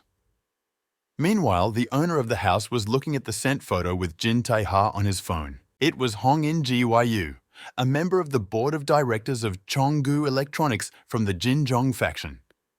He was interested in this situation and ordered to bring the boy alive. Yoon Soo-ri asked the guy if he was aiming for the 3rd block of Jangso district. He confirmed that he is interested in Jonggu Group. Tai-ha then asked the girl why she didn't catch the spies that Jong had sent that she knew about, and if it was really because she was threatened. The girl looked at the boy with surprise. She tried to understand who he was. Soo-ri was worried that the interlocutor calmly cut the thread that was her secret weapon made of Kevlar fiber. She angrily asked who he was. Tai-ha replied that in this country, he is the best at killing people from Jong. The girl stared at him dumbfounded. The guy calmly continued, "If the problem is with them, then he will be able to help her." Yoon Soo-ri looked back at her aunt and she confirmed that our hero was telling the truth. Seo Yeon-suk added that everything is fine and this guy can solve her problems. Suddenly, the girl jumped off the table and quickly headed for the exit, where Tank was waiting for her. Soo-ri said that it was all nonsense, because if killing a few people could solve her questions, she would have used it long ago. She then looked around and told Tai-ha to stop behaving like that and he better get out of this town altogether. Soo-ri left, slamming the door, and those present watched the girl in silence. Later, Tai Ha and his aunt were smoking cigarettes at the entrance to the restaurant. The guy thanked Seo Yeon-suk for sticking up for him when he mentioned during the conversation that if it's about Jong, he can be trusted. The aunt rhetorically asked if it was not true, and then she added, "Who else in all of Korea can get close to that family?" Tai Ha replied that of course it had to be the person secretly scheming inside. Yeon-suk then named Hong In-gyu, the CEO of Hong Electronics, who is the main culprit behind these events. The former leader of the Yaburi gang, Soo-ri's father, almost died in the renovation war. However, In-gyu took the boss to the hospital, saving him. He is currently using the girl in his interests. Only Soo-ri and Yeon-suk know about this. Other residents of the area think that the leader has died. If the residents had found out that he was alive, a confrontation would certainly have begun and everyone would have died. The aunt asked if Tai Ha could solve this problem so that Soo-ri's father wouldn't die, if at all possible. At that moment, they were being watched from the roof of the building opposite. The spy was asked if he could confirm the conversation. The agent with the call sign B1 confirmed over the radio that the aunt asked her husband for help. He was a fighter of the private military company Peak. He said that it is very difficult to read Tai Ha's lips, so it is impossible to confirm his words. The walkie-talkie was asked if the boy was a mercenary like them if Yeon-suk asked him for help. However, the scout did not know this. He simply had an order to capture our hero alive. The observer asked about his actions regarding the woman and the student in the restaurant. He received an answer that they did not need these people. The spy wanted to clarify whether it was necessary to kill them. But at that moment, the fighter noticed Tai Ha behind him and was very surprised how he was able to be near him so quickly. A fight broke out between them. Vendetta plunged his knife into the hand of the spy who was holding the gun. The person on the walkie-talkie heard strange noises and asked what had happened to the agent. However, he didn't have time to answer anything because at this time, Tai Ha directed his dagger straight into the opponent's heart. Then our hero grabbed the walkie-talkie. Calling himself B1, he said that everything was fine. He had taken care of everything and would arrive shortly. The next day at Cheonggu Severance Hospital, the CEO and Soo-ri were talking in the patient's ward. Hong In-gyu willingly ate the sick man's breakfast, interrogating the girl. He reminded her that he had ordered the signing of the contracts to be completed yesterday. The girl protested because she had to sign them without any objections so that no problems would arise later. The director emphasized to her that he does not treat useless people as ordinary people. They are like a piece of meat for him. With these words, he hit the patient's leg with a fork. This act amused him and Hong laughed happily. A frightened Yoon-soo-ri screamed. However, the principal continued to abuse her father. In-gyu sneered that the medical equipment started beeping, so she was fighting for the patient's life. The girl begged to stop the bullying and promised to do her job and what she was ordered to do. Walking up to her and grabbing her face, the headmaster told her to do what she was asked to do earlier. Gritting her teeth, Soo-ri glared at her enemy. Tears were pouring down her cheeks. Wiping the bloodstains from his face, the headmaster said that he always liked to read the impudence in her eyes because it made him want to conquer the girl. In-gyu threw a photo of Jin Tai-ha at her feet and, saying that he was interested in this boy, ordered to bring him today. Leaving the ward, he emphasized that the girl could lose a lot if she decided to betray him. Entering the elevator, he pressed the phone number, but the voice of the answering machine said that the caller was outside the network area. This angered the director, and he cursed at his subordinates, who turned out to be as useless as insects. Suddenly, he noticed behind him a strange guy in a mask who recklessly dared to ride with him in the same elevator. In a moment, he approached the director and cut off his left ear with a sharp knife blade. The man cried out in unbearable pain. Stepping on the cut piece, Tai-ha said he heard the director looking for him. Cursing, the director yelled at the boy for daring to touch him. With these words, an angry Hong In-gyu swung his fist at our protagonist. During a recent conversation with our hero, Seo Yeon-suk told him that during the renovation war in Jangso district, the Jonggu group used mercenaries to do things by other people's hands. Peak PMC consists of extremely evil bastards who are ready to do anything for the sake of money. Remembering this conversation, Tai-ha asked In-gyu if he thinks that money can solve everything. Holding a bunch of tokens of destroyed fighters in his hand, our hero emphasized that the one who is going to shed other people's blood should be prepared that it can also be done to him. The boy forcefully shoved a handful of badges into his opponent's mouth, although he tried to resist. Tai-ha then announced that from now on he would visit the principal every day wherever he was, and warned him to always be on the alert. Terrified to death and very angry, Hong and Gyu cursed and tried to run away from his opponent, but he was knocked down. Desperate and filled with fear, the principal roared and begged Tai-ha to stop the bullying. Skillfully using a dagger, our hero emphasized that there are enough muscles on his thighs not to feel serious damage from his knife. Unlike the places the boy had hit before, which is a pretty noble act on Vendetta's part. Shaking the blood from his knife, Tai-ha reminded Hong and Gyu about the meeting tomorrow. The day after these events, Jin Zhong informed the audience that 7 of the 15 board members were on his side. 6 took the side of the deputy head and only 2 still remained neutral. He emphasized that, as a result, the board of directors cannot meet together at the moment. One of those present noted that the former chairman of Chonggu would be very upset if he found out about this.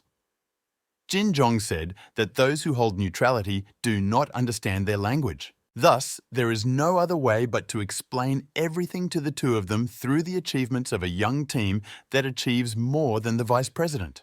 Jin Zhong then asked Hong and Gyu, since the reconstruction project in the Changsha area is progressing quite well, should we expect good news before the management meeting? The managing director politely confirmed that this is exactly what should happen.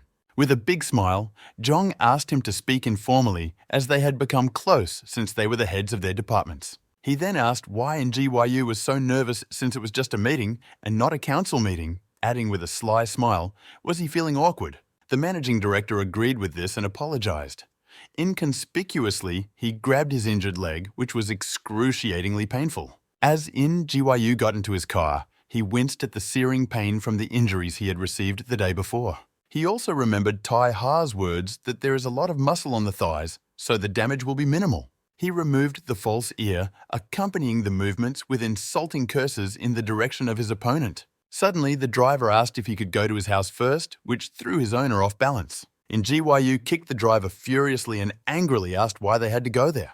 Tai-ha turned to him from the front passenger seat and said why the director was shouting like that, because the driver only asked him. Frightened, Hong and Gyu recoiled and screamed as it hit his car. Instead, Vendetta, taking out his dagger, reported that the headmaster's leg was ill-mannered. Our main character hit the interlocutor with a knife with all his might, causing him to cry out loudly in pain. After that, Jin Tai-ha got out of the car and promised to meet again tomorrow. Catching up with Gyu, he demanded an answer to the question of why he is behaving like that with him and what he needs in general. In the evening in the abandoned building, Tai-ha reflected on the fact that he stabbed Hong and Gyu in various vital places for 7 days. Smoking a cigarette, the boy concluded that the managing director had reached his limit. Vendetta then informed the audience that even if they handed him over to Gyu at this point, there would be no way for them to escape. The fighters raised a barrage. They raged, not understanding how they could drive away the enemies. The angry gang members tried to talk Suri into giving the order to kill Jin Tai-ha. They believed that if they did not hand over the boy now, a new war would begin.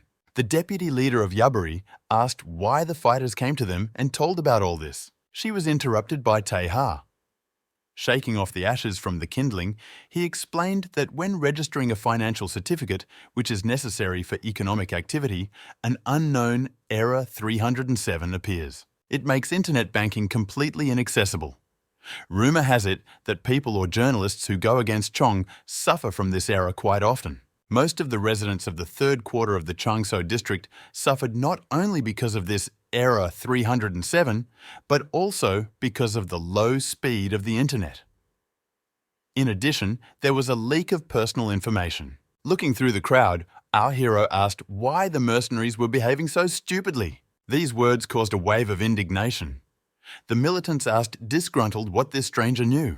Tai-ha said that he knows about how the Zhongs resort to tricks to get rid of the fighters who use their families as a fallout. Then Vendetta, our hero, turned to one of them and remarked that if he wanted to protect his family, then he should not just endure, but fight back with the same weapon that was currently in his hands. Yoon Suri thought deeply about what she heard.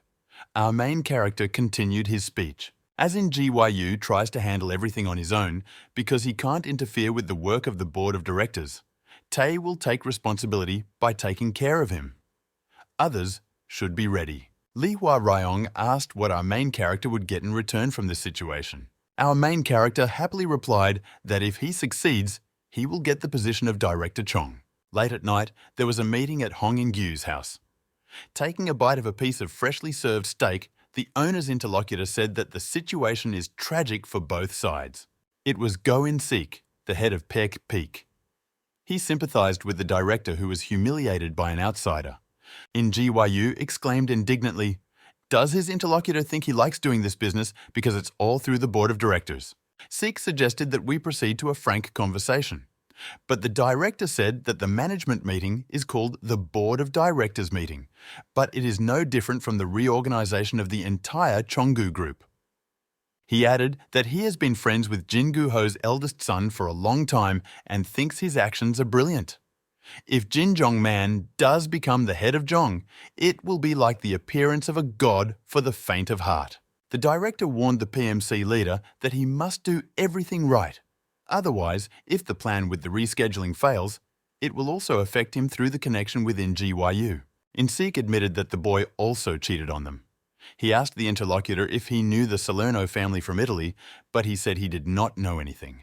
The leader of Peak found out that in that family, a foreigner was the main executioner named Vendetta, a real monster whose real name no one knew. It is only known that the boy was Asian. In-sik slyly hinted that given Hong's position, he must have a lot of money, and he asked how much was needed. The PMK leader said that if the enemy has a nuclear warhead, he needs to prepare the same one. That is why Go In-sik invited our protagonist's competitor to Korea, and he has already arrived. The man's name is Aswan Jerome, and he's rumored to have survived 2 encounters with Vendetta.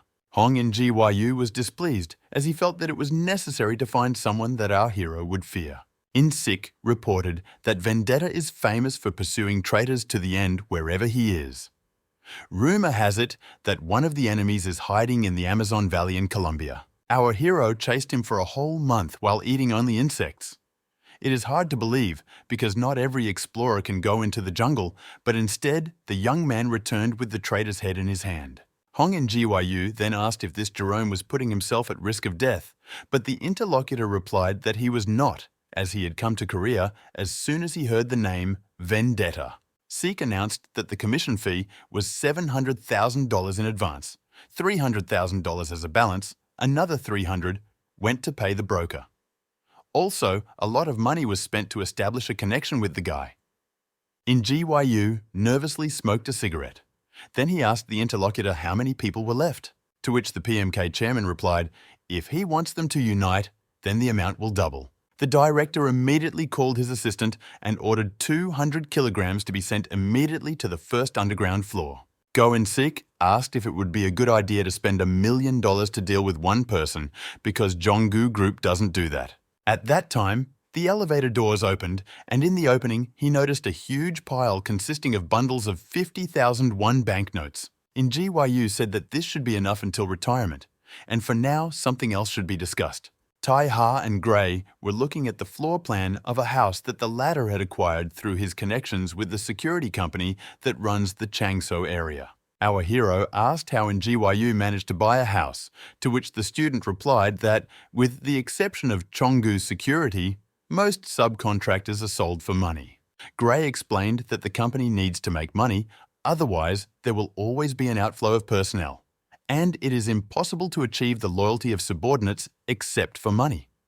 Our main character thought that his grandfather would be in despair when he found out about such a thing. Gray continued that Hong in GYU spends most of his time at the headquarters and returns home at 10 o'clock in the evening. Unfortunately, the young man did not have drawings of the underground floor, the presence of which is evidenced by the elevator and stairs.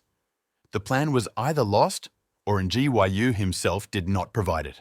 There is only the mark B1 GRC, which means the type of building material, cement GRC.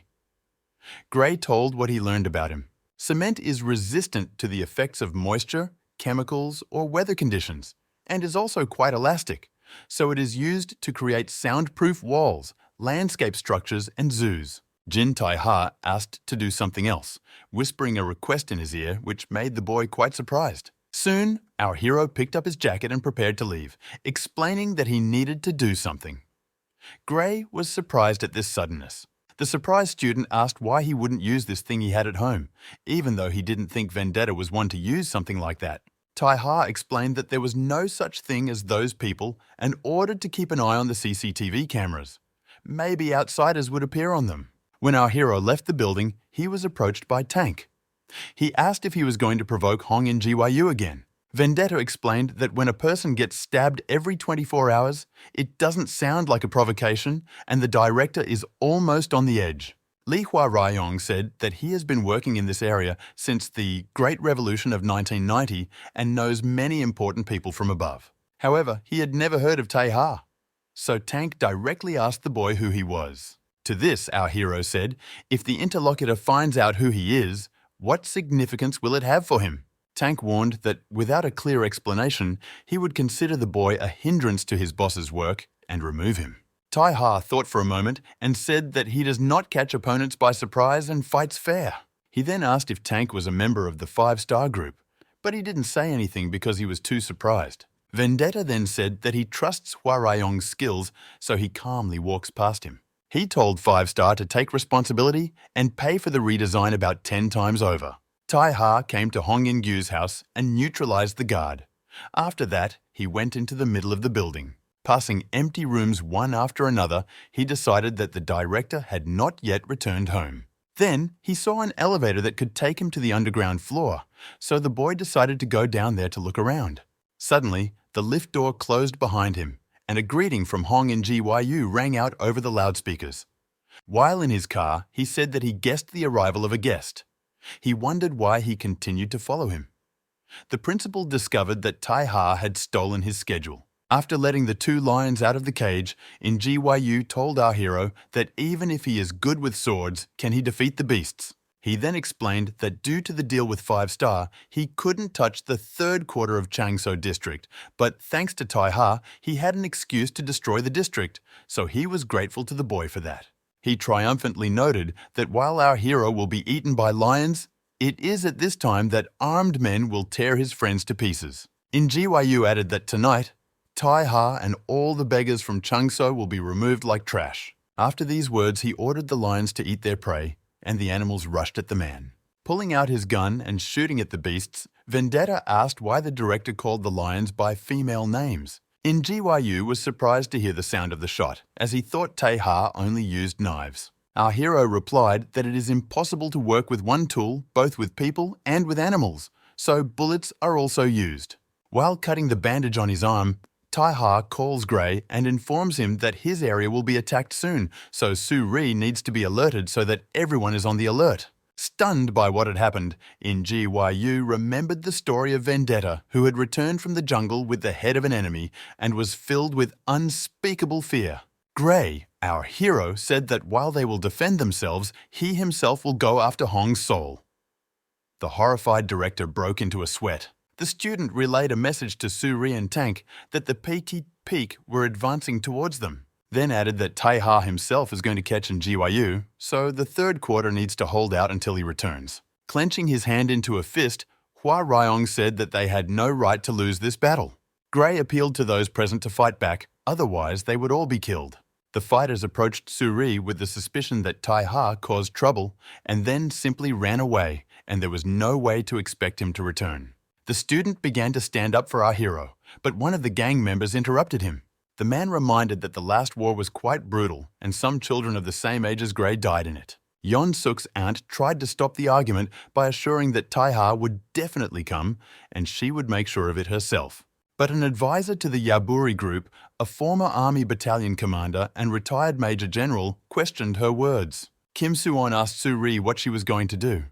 The girl stood silently, but she was determined. Yoon said that she did not see the last war, because when she returned, it was already over.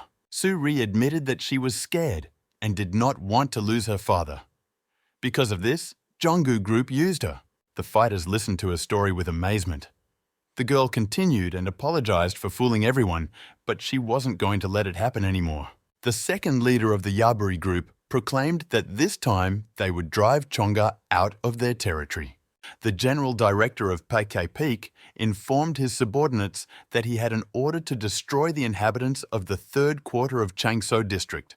He said that if there are no proposals that need to be agreed with the Union of Residents, then the more the company builds and sells luxury apartments, the greater their profit will be. Previously, due to the truce with the 5 stars, the use of force was impossible. But if Vendetta and his pursuer started a fight, it could set the stage for them to intervene in the battle. The fighters assumed that these two were just decoys. The leader agreed and added that Hong in GYU is rather short-sighted. The leader reminded that it is necessary to get out of here as soon as possible before the 5 stars come here, because Vendetta and his rival will turn everything here upside down. Aswan Jerome looked down on the city from the roof of the building. He was eating ice cream and pondering the fact that the situation seemed familiar to him. He predicted war and, as if addressing Vendetta, declared Korea an interesting country. Meanwhile, Go and Sik radioed the order to release the drones. One by one, drones began to climb into the sky from the parking lot. The PMK leader recalled that during the last battle over the 5 stars, everyone fought with only small arms. However, things are different now. Now he had money, so he disregarded all rules. For PMK, the main thing was to win over anyone. While driving in the car, a frightened Hong in GYU called in Sik to assure him of the reliability of his bodyguards. He reassured him, informing him that 2/3 of his mercenaries were with the director. The head of the PMC assured that even the president of the country is protected worse. However, this did not completely reassure in GYU. He ordered to look around because he was in danger of being harassed by Tai Ha. Indeed, at that time, the boy was not far away. He drove for GPS sensors that worked well in every car. Our main character was worried about Gray, so he tried to fix everything as soon as possible. It wasn't long before the principal's bodyguards spotted Tai Ha. They were surprised that he learned the direction of their movement. The mercenary leaned out the window of the car with a machine gun and started shooting at Vendetta's car. Our hero dodged the bullets that passed through the windshield, but kept control, and the car caught up with the enemy. The fighters radioed that Tai Ha is approaching, so you should not lose your vigilance and let him catch his breath. From the windows of the bus, a bunch of fighters aimed machine guns at the car in which our hero was driving. Tai Ha slammed on the brakes and the car he had just been in flipped onto the curb. The boy himself, falling out of it and trying to cover himself from the hail of bullets, ended up on the torn-off door. Looking back, Vendetta noticed guards on motorcycles approaching him. Our hero reacted quickly and, having dealt several blows to one of the fighters, took away his bike. Leaving the motorcyclists behind, Tai Ha hit the gas and made a sharp maneuver. The air was full of adrenaline and tension. The mercenaries watched everything from the window of the bus and shouted to each other to shoot. Our hero, skillfully dodging bullets, quickly caught up with a truck traveling in the same direction. After performing a trick and flying over the truck, he pushed off the motorcycle and ended up on the roof of the car. The bike stopped at the curb. The driver and the passenger of the car realized with horror the danger of the situation in which they found themselves. Recovering his breath and taking out his knives, our main character invited his enemies to dance. The driver of the bus driving behind the car Tai Ha was standing on noticed that he did not have a weapon.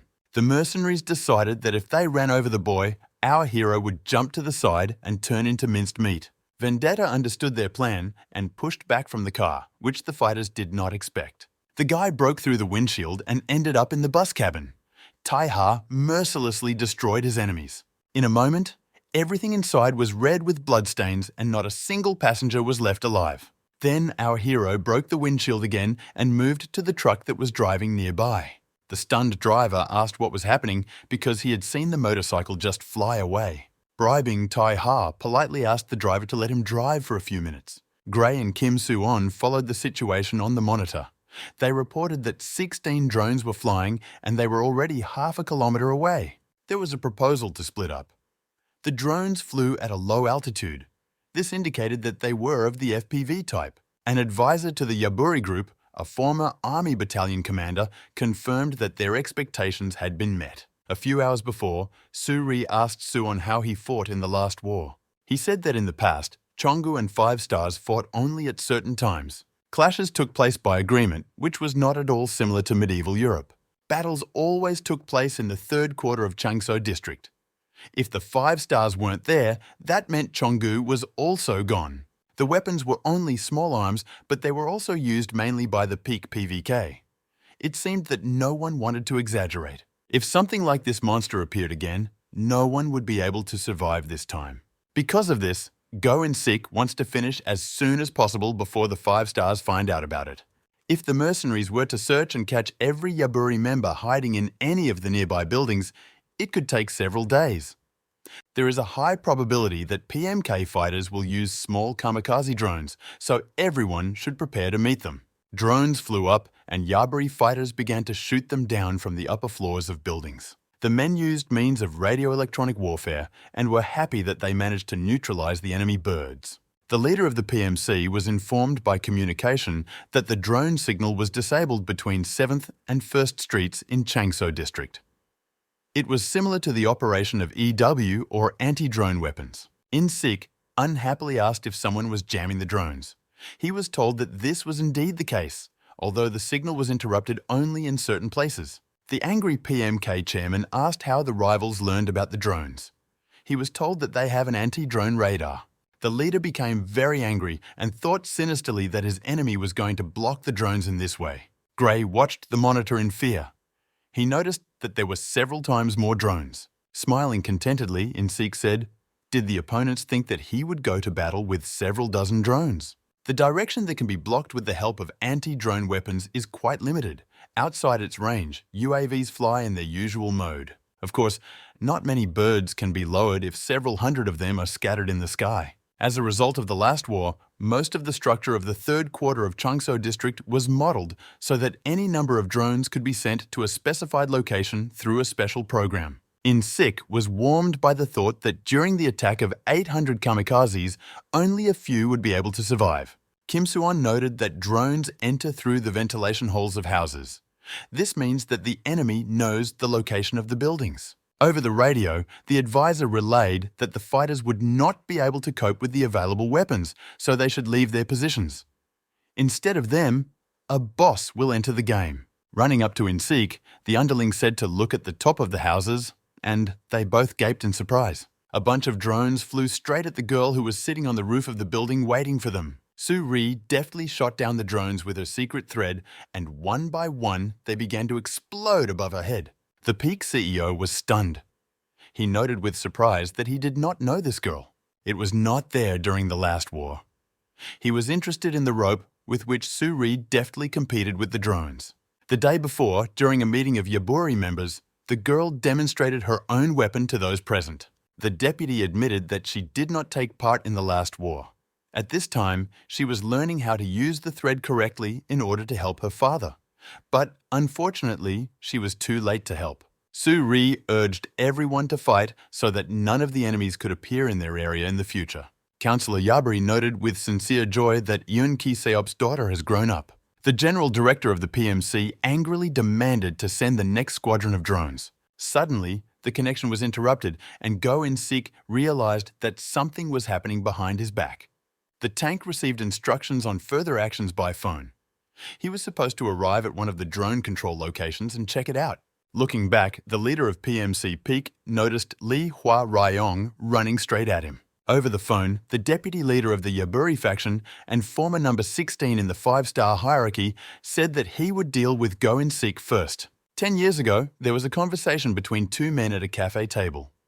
Kim Suon asked the interlocutor if he really wanted to form a new group. He confirmed this and added that times have changed and the question of survival remains open. The best way to protect yourself is to create an organization and bribe the police rather than constantly looking for patronage. The Major General agreed with this opinion, but reminded him that he was a soldier after all and that no one but his comrade should use his fists. His interlocutor said that they should unite not for the sake of beating people. It was decided that he would carry a gun to facilitate negotiations. Afterwards, Yoon Ki-seop, Su Ri's father and former leader, happily suggested that the group be named Yaburi. The tank rushed at the enemies. Fighters pointed machine guns at him and were ready to shoot. The CEO of Piek Peak strictly ordered to aim at Hua Ryong's legs, not his head. The tank quickly hit one of the soldiers. The other who stood by was greatly frightened by the force of the enemy. Before he could carry out the boss's order, Hua Ryong quickly neutralized this opponent as well. At the same time, the sniper of the Alpha team confirmed to the management that the tank was taken into the sights. It was at this moment that Su Ri, who was running on the roof of the house, used her secret weapon and killed the shooter. Having done her job, the girl quickly jumped and moved to another building. This situation began to unsettle the general director of PVC, who noticed the girl's work. The deputy leader reported through the communication of Kim Soo-on that she had taken out another sniper. However, the major general said that there could be many more, so Su-ri needs to be careful and look around. Since the enemy did not know about the girl in advance, he did not have time to prepare the flight of new drones. Therefore, the snipers are located near the intersection, from where they will have a good view of the area. Obviously, the epicenter of the concentration of shooters will be in the place where all the drones are located. It was at this moment that Gray, who had been constantly monitoring the situation, exclaimed that he had found the right spot. It was a public parking lot opposite the administration of the third quarter. There was a black van. But just as Su-ri was about to go to the parking lot, a shot rang out. Someone hit Li Hua-ryong in the arm, and the man looked intently in the direction of the opponent. Go and Seek came out from a dark part of the street towards Tank. He explained that during the time of Blood and Warriors, as a mercenary, he had survived for 20 years precisely because of his cunning and villainy. The head of Peak held a rifle in one hand and an axe in the other. Faced with Hua Ryong, he said he would kill him first and the girl next. However, Yun Su-ri's assistant was determined and threatened to kill In-seek as well. Meanwhile, Tai Ha stopped the car and pulled Hong In Ji-Yu straight out onto the road. Standing on his knees, the director asked our hero why he was behaving like that with him. The boy replied that he had already told in Ji-Yu that he was going to cut him every day. After that, Tai Ha stuck his knife into the headmaster's shoulder and he cried out in excruciating pain. Vendetta said he would take Hong In Ji-Yu back to Jiangsu district because if he escapes abroad, it will be quite difficult for our hero to catch him. However, getting up from his knees, the director reminded that it was already too late to go to this part of the city. Everything should be destroyed there by now. And he himself gave the order to kill absolutely everyone, including children and the elderly. Laughing, In Ji-Yu said that more than 10 billion won had been spent on it. He boasted, ordered to destroy everything within an hour without using any bombs or rockets. Tai Ha hit the headmaster's left eye with the handle of the knife, crushing the lens of his glasses. Vendetta said that many people died in the last war, with Chonggu and 5-star fighting. Instead, the director has no idea why our hero is only after him. Tai Ha said that there is no one scarier than someone who has lost their entire family. Since such a person has nothing left to lose, poison does not flow through his veins. Vendetta asked if In Ji-Yu knew who was stronger than these people. And he replied that these are those who protect their families. Tai Ha suggested that the headmaster must have seen the patience and steadfastness of those desperate to protect their families. And also the pain from which it seems that the lungs could burst, rage that can tear the heart to pieces, a vigorous effort to restrain oneself with all one's strength. These people are quite strong, and it was in Ji-Yu who made them so. Then, Vendetta advised the director to cover the Pelka and follow him. Smiling gloatingly, he asked if Tai Ha thinks family and rage are stronger than money. Tank defended himself from the axe by substituting his wounded shoulder. The PMK leader said that he did not know about his 16th place in the 5 stars before. Dodging the bullets that In-seek fired at him, Hua Ryong emphasized that it was in the past. The managing director of Peak disagreed with this and said that everyone knows the 5-star rating. Starting from the 20th place, there are national fighters in it. So if Tank is killed, In-seek can also become a top-level mercenary. At that moment, to the surprise of the PMC director, Su-ri wrapped her steel thread around him. Go In-seek tried in vain to free himself. His axe could not cut the extremely strong rope. The girl addressed the captive, calling him the one who killed the most people in their area. Pulling the wire tighter, she said she would take everything this heathen had and appease the people who despised him. Su-ri ran headlong at him with her fists.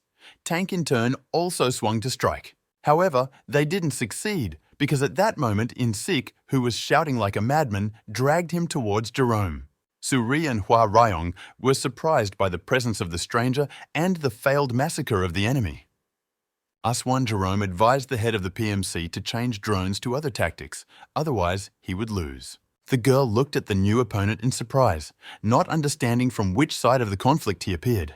And she was sure that she had tied Go and Seek well with a thread, but the stranger took it out with ease. Jerome asked the PMC leader to walk through the fourth floor of the abandoned building 3 meters to the northwest, where the main base was located, and finally did what he had to do. And he himself will have fun with his rivals at this time.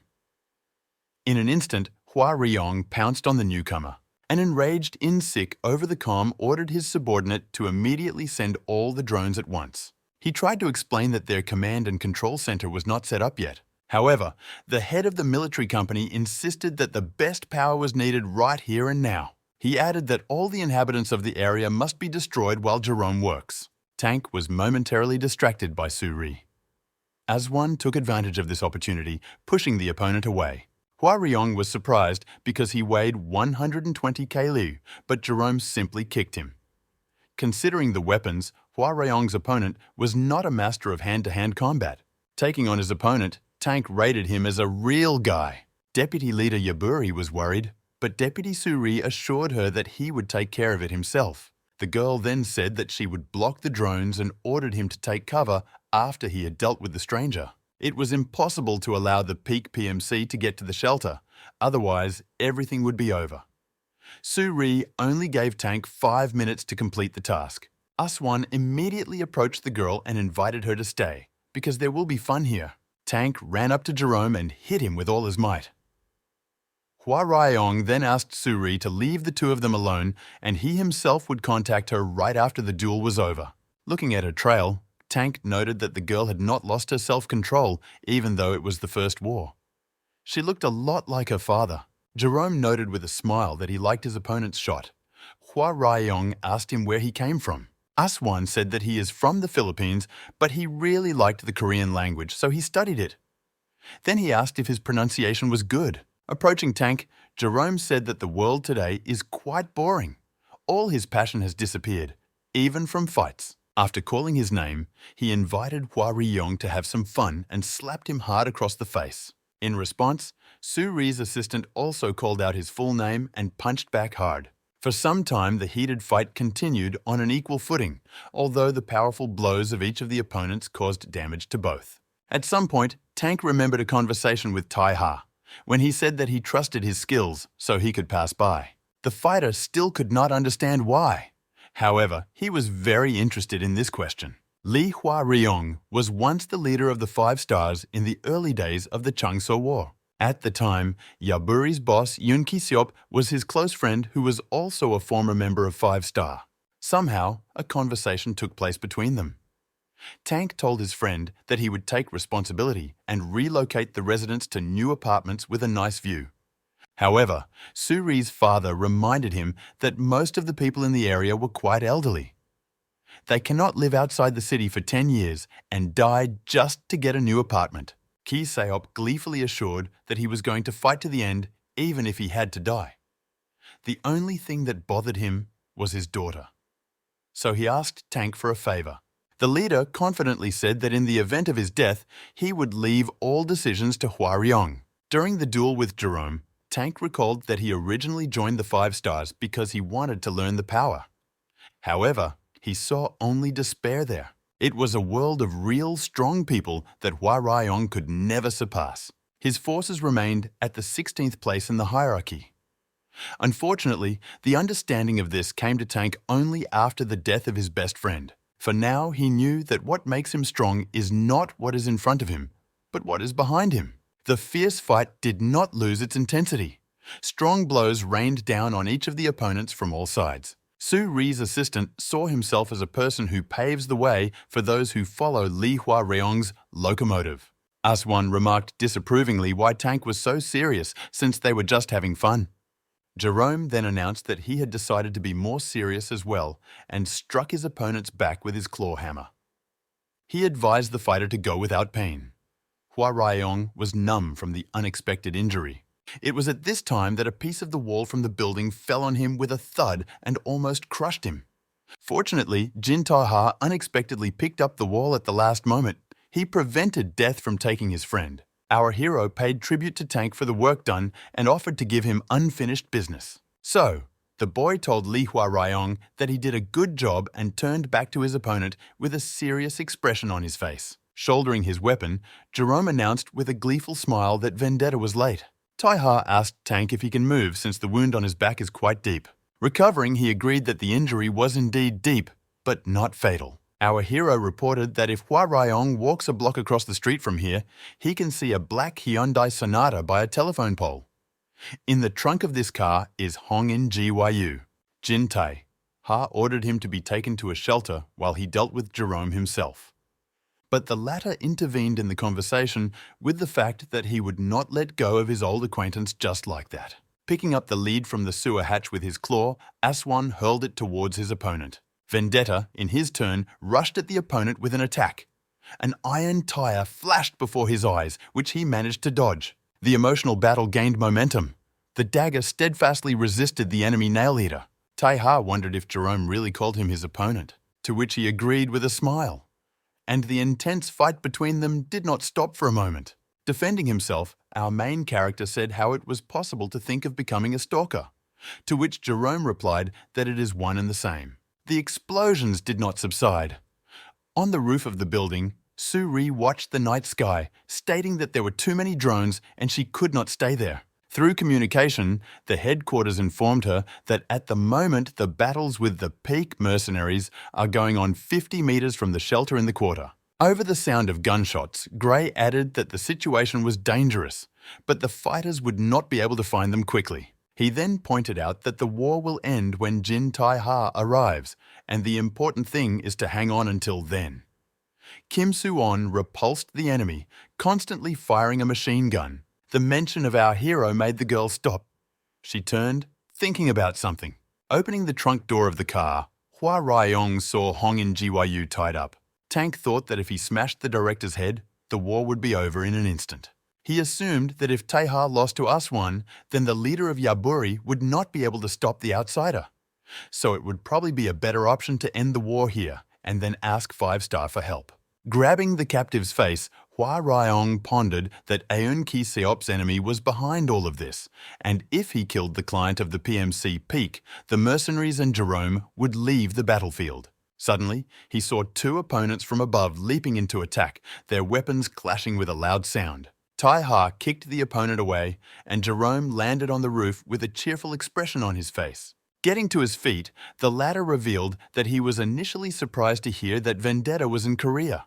But now it became clear to him why the main character is in this place. Picking up the hull of the split system with his claw, Aswan added that it was heaven for killers like them. Jerome made a lightning strike with the air conditioner.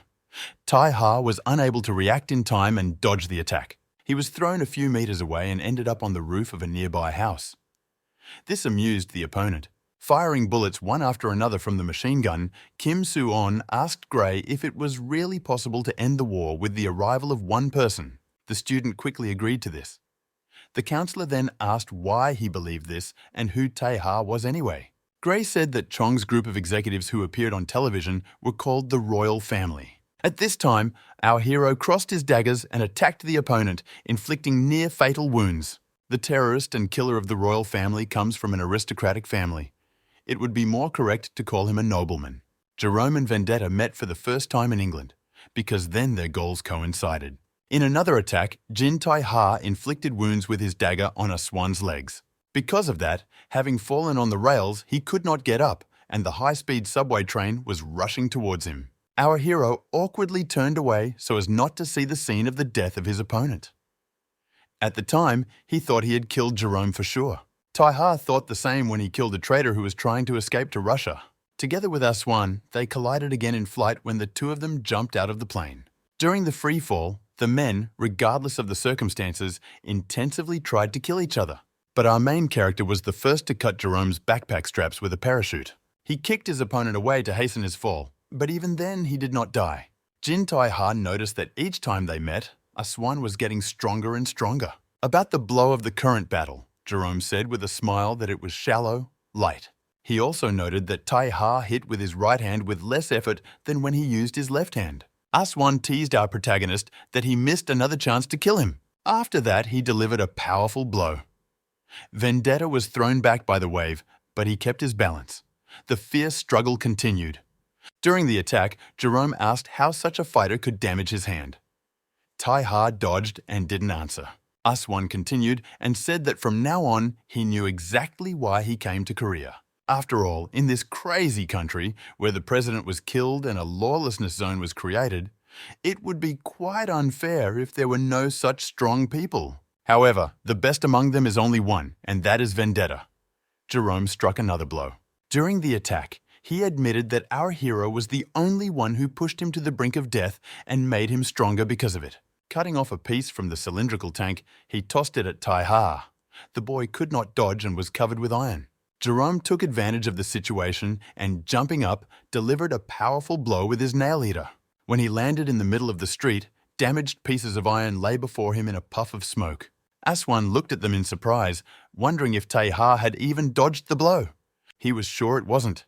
Except if the opponent could hide from his eyes, then it is possible. Suddenly, an enemy dagger flew at Jerome, but he successfully repelled it with his nail cutter. Aswan vehemently announced that Vendetta had failed yet again. However, the enemy did not remain silent. Moving quickly, our hero assured the daredevil that he would deal with him this time. Jerome, who did not expect such agility from Tai-Ha, was quite surprised at how quickly he was in front of him. The fierce struggle continued with new fervor.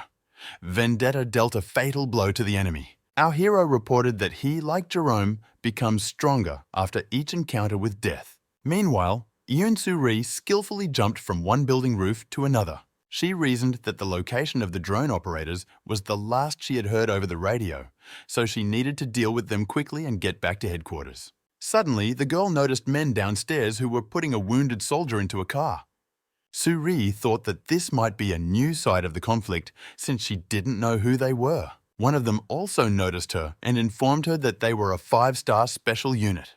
The man explained to the girl that they were here on the orders of their leader, Jong Hui-min. It was at this time that Vendetta and Jerome were approached by the head of the same special unit. Hui-min asked our hero what he should do if he was ordered to kill Tai-Ha. The latter carefully looked at the man who had appeared so unexpectedly. Vendetta remembered that this was the boy he had recently met and had taken pity on. He wondered how he found out about this place. Tai-Ha thought that in GYU couldn't summon him because the fighter wasn't from Chong. Also, the man did not attack from behind to kill him, but instead engaged in open combat, teasing him. Our hero asked if he was sometimes not from 5 stars. To his credit, Tai-Ha admitted that he was unusual. He thought about this immediately after their first meeting. Jong Hui-min thanked for the compliment. He asked our hero if he hadn't heard what would happen to those who decided to resist. Vendetta admitted that he had heard something, but he wasn't the first to cross the border in Changso district. Unexpectedly for these two, Jerome, who they had forgotten about for a moment, quietly spoke the word Chonggu. The surprised interlocutors looked at the man with fear. Both were sure that he must have been dead. Tai-Ha grabbed his second dagger lying on the ground and swung it at the enemy. Jerome managed to dodge the blow. After that, he took out from his jacket pocket an object that looked like a grenade with a fuse ring. The guy threw a metal cylinder in the direction of the opponent, saying, "See you later, friend." Suddenly, a bright light blinded the two men, and they had to cover their eyes with their hands. Jin Tai-Ha wanted to catch up with the fugitive, but Hui-min hurriedly stopped him with his spear. Pointing his sword against his opponent, he decided to remind that he was the first in line. In response, our hero swung his dagger, but unexpectedly encountered strong resistance. Vendetta was very surprised that his movements did not come as a surprise to his opponent. Hui-min admitted that he couldn't keep up with his extraordinary speed yet. But Tai-Ha started exactly like last time, so if he was hit again, it would be a complete failure for him. It looked like our main character wasn't in the best shape after the fight. At first, Tai-Ha thought of his opponent as a strong man, but he turned out to be a genius who was just starting to grow. Vendetta wondered if that was indeed the case. Then Jong was in a position to listen to his opinion in 5-star. Our main character spoke out loud. He knows that Hui-min does not want blood. Tai-Ha asked if his assumption that the man had never killed anyone was true. Hui-min frowned and tried to attack the opponent, but he was immediately behind him. This annoyed Jong quite a bit. Approaching the enemy, he sharply replied that he was often beaten half to death. Tai Ha told him to go up to the third floor of an abandoned building half a kilometer to the northwest. Local residents hid there. Our hero then added that Hui Min could never kill him, but could achieve some results. In a moment, Tai Ha was gone, and the annoyed rival was staring at the empty street in surprise, then anger. Meanwhile, the armed conflict did not subside for a moment. Seoul's 5-star Special Forces relayed a message. All who heard it were called to attention. At the sound of shots, oppositionists were offered to surrender immediately, otherwise they would be dealt with. Annoyed, Go In-sik grudgingly remarked that the 5 stars had already arrived. He wondered if they had sent a spy too. Gray backed into a corner. He asked the injured Kim Soo-on if he was okay, to which the counselor replied that the student should keep his voice down and he was fine, but they shouldn't be heard. In-sik's subordinates turned to the commander and reported that there were now 2 people in the shelter.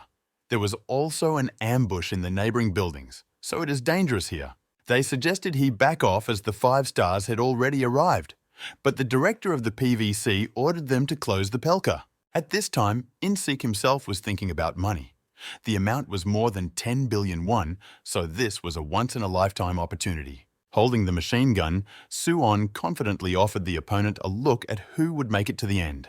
The PMK leader thought that it would be better to just kill the commander-in-chief and Jerome would take care of the rest. The most important thing for him was to do everything quickly and escape. Unsuspecting, In-sik decided to kill that guy himself and get rid of all the residents.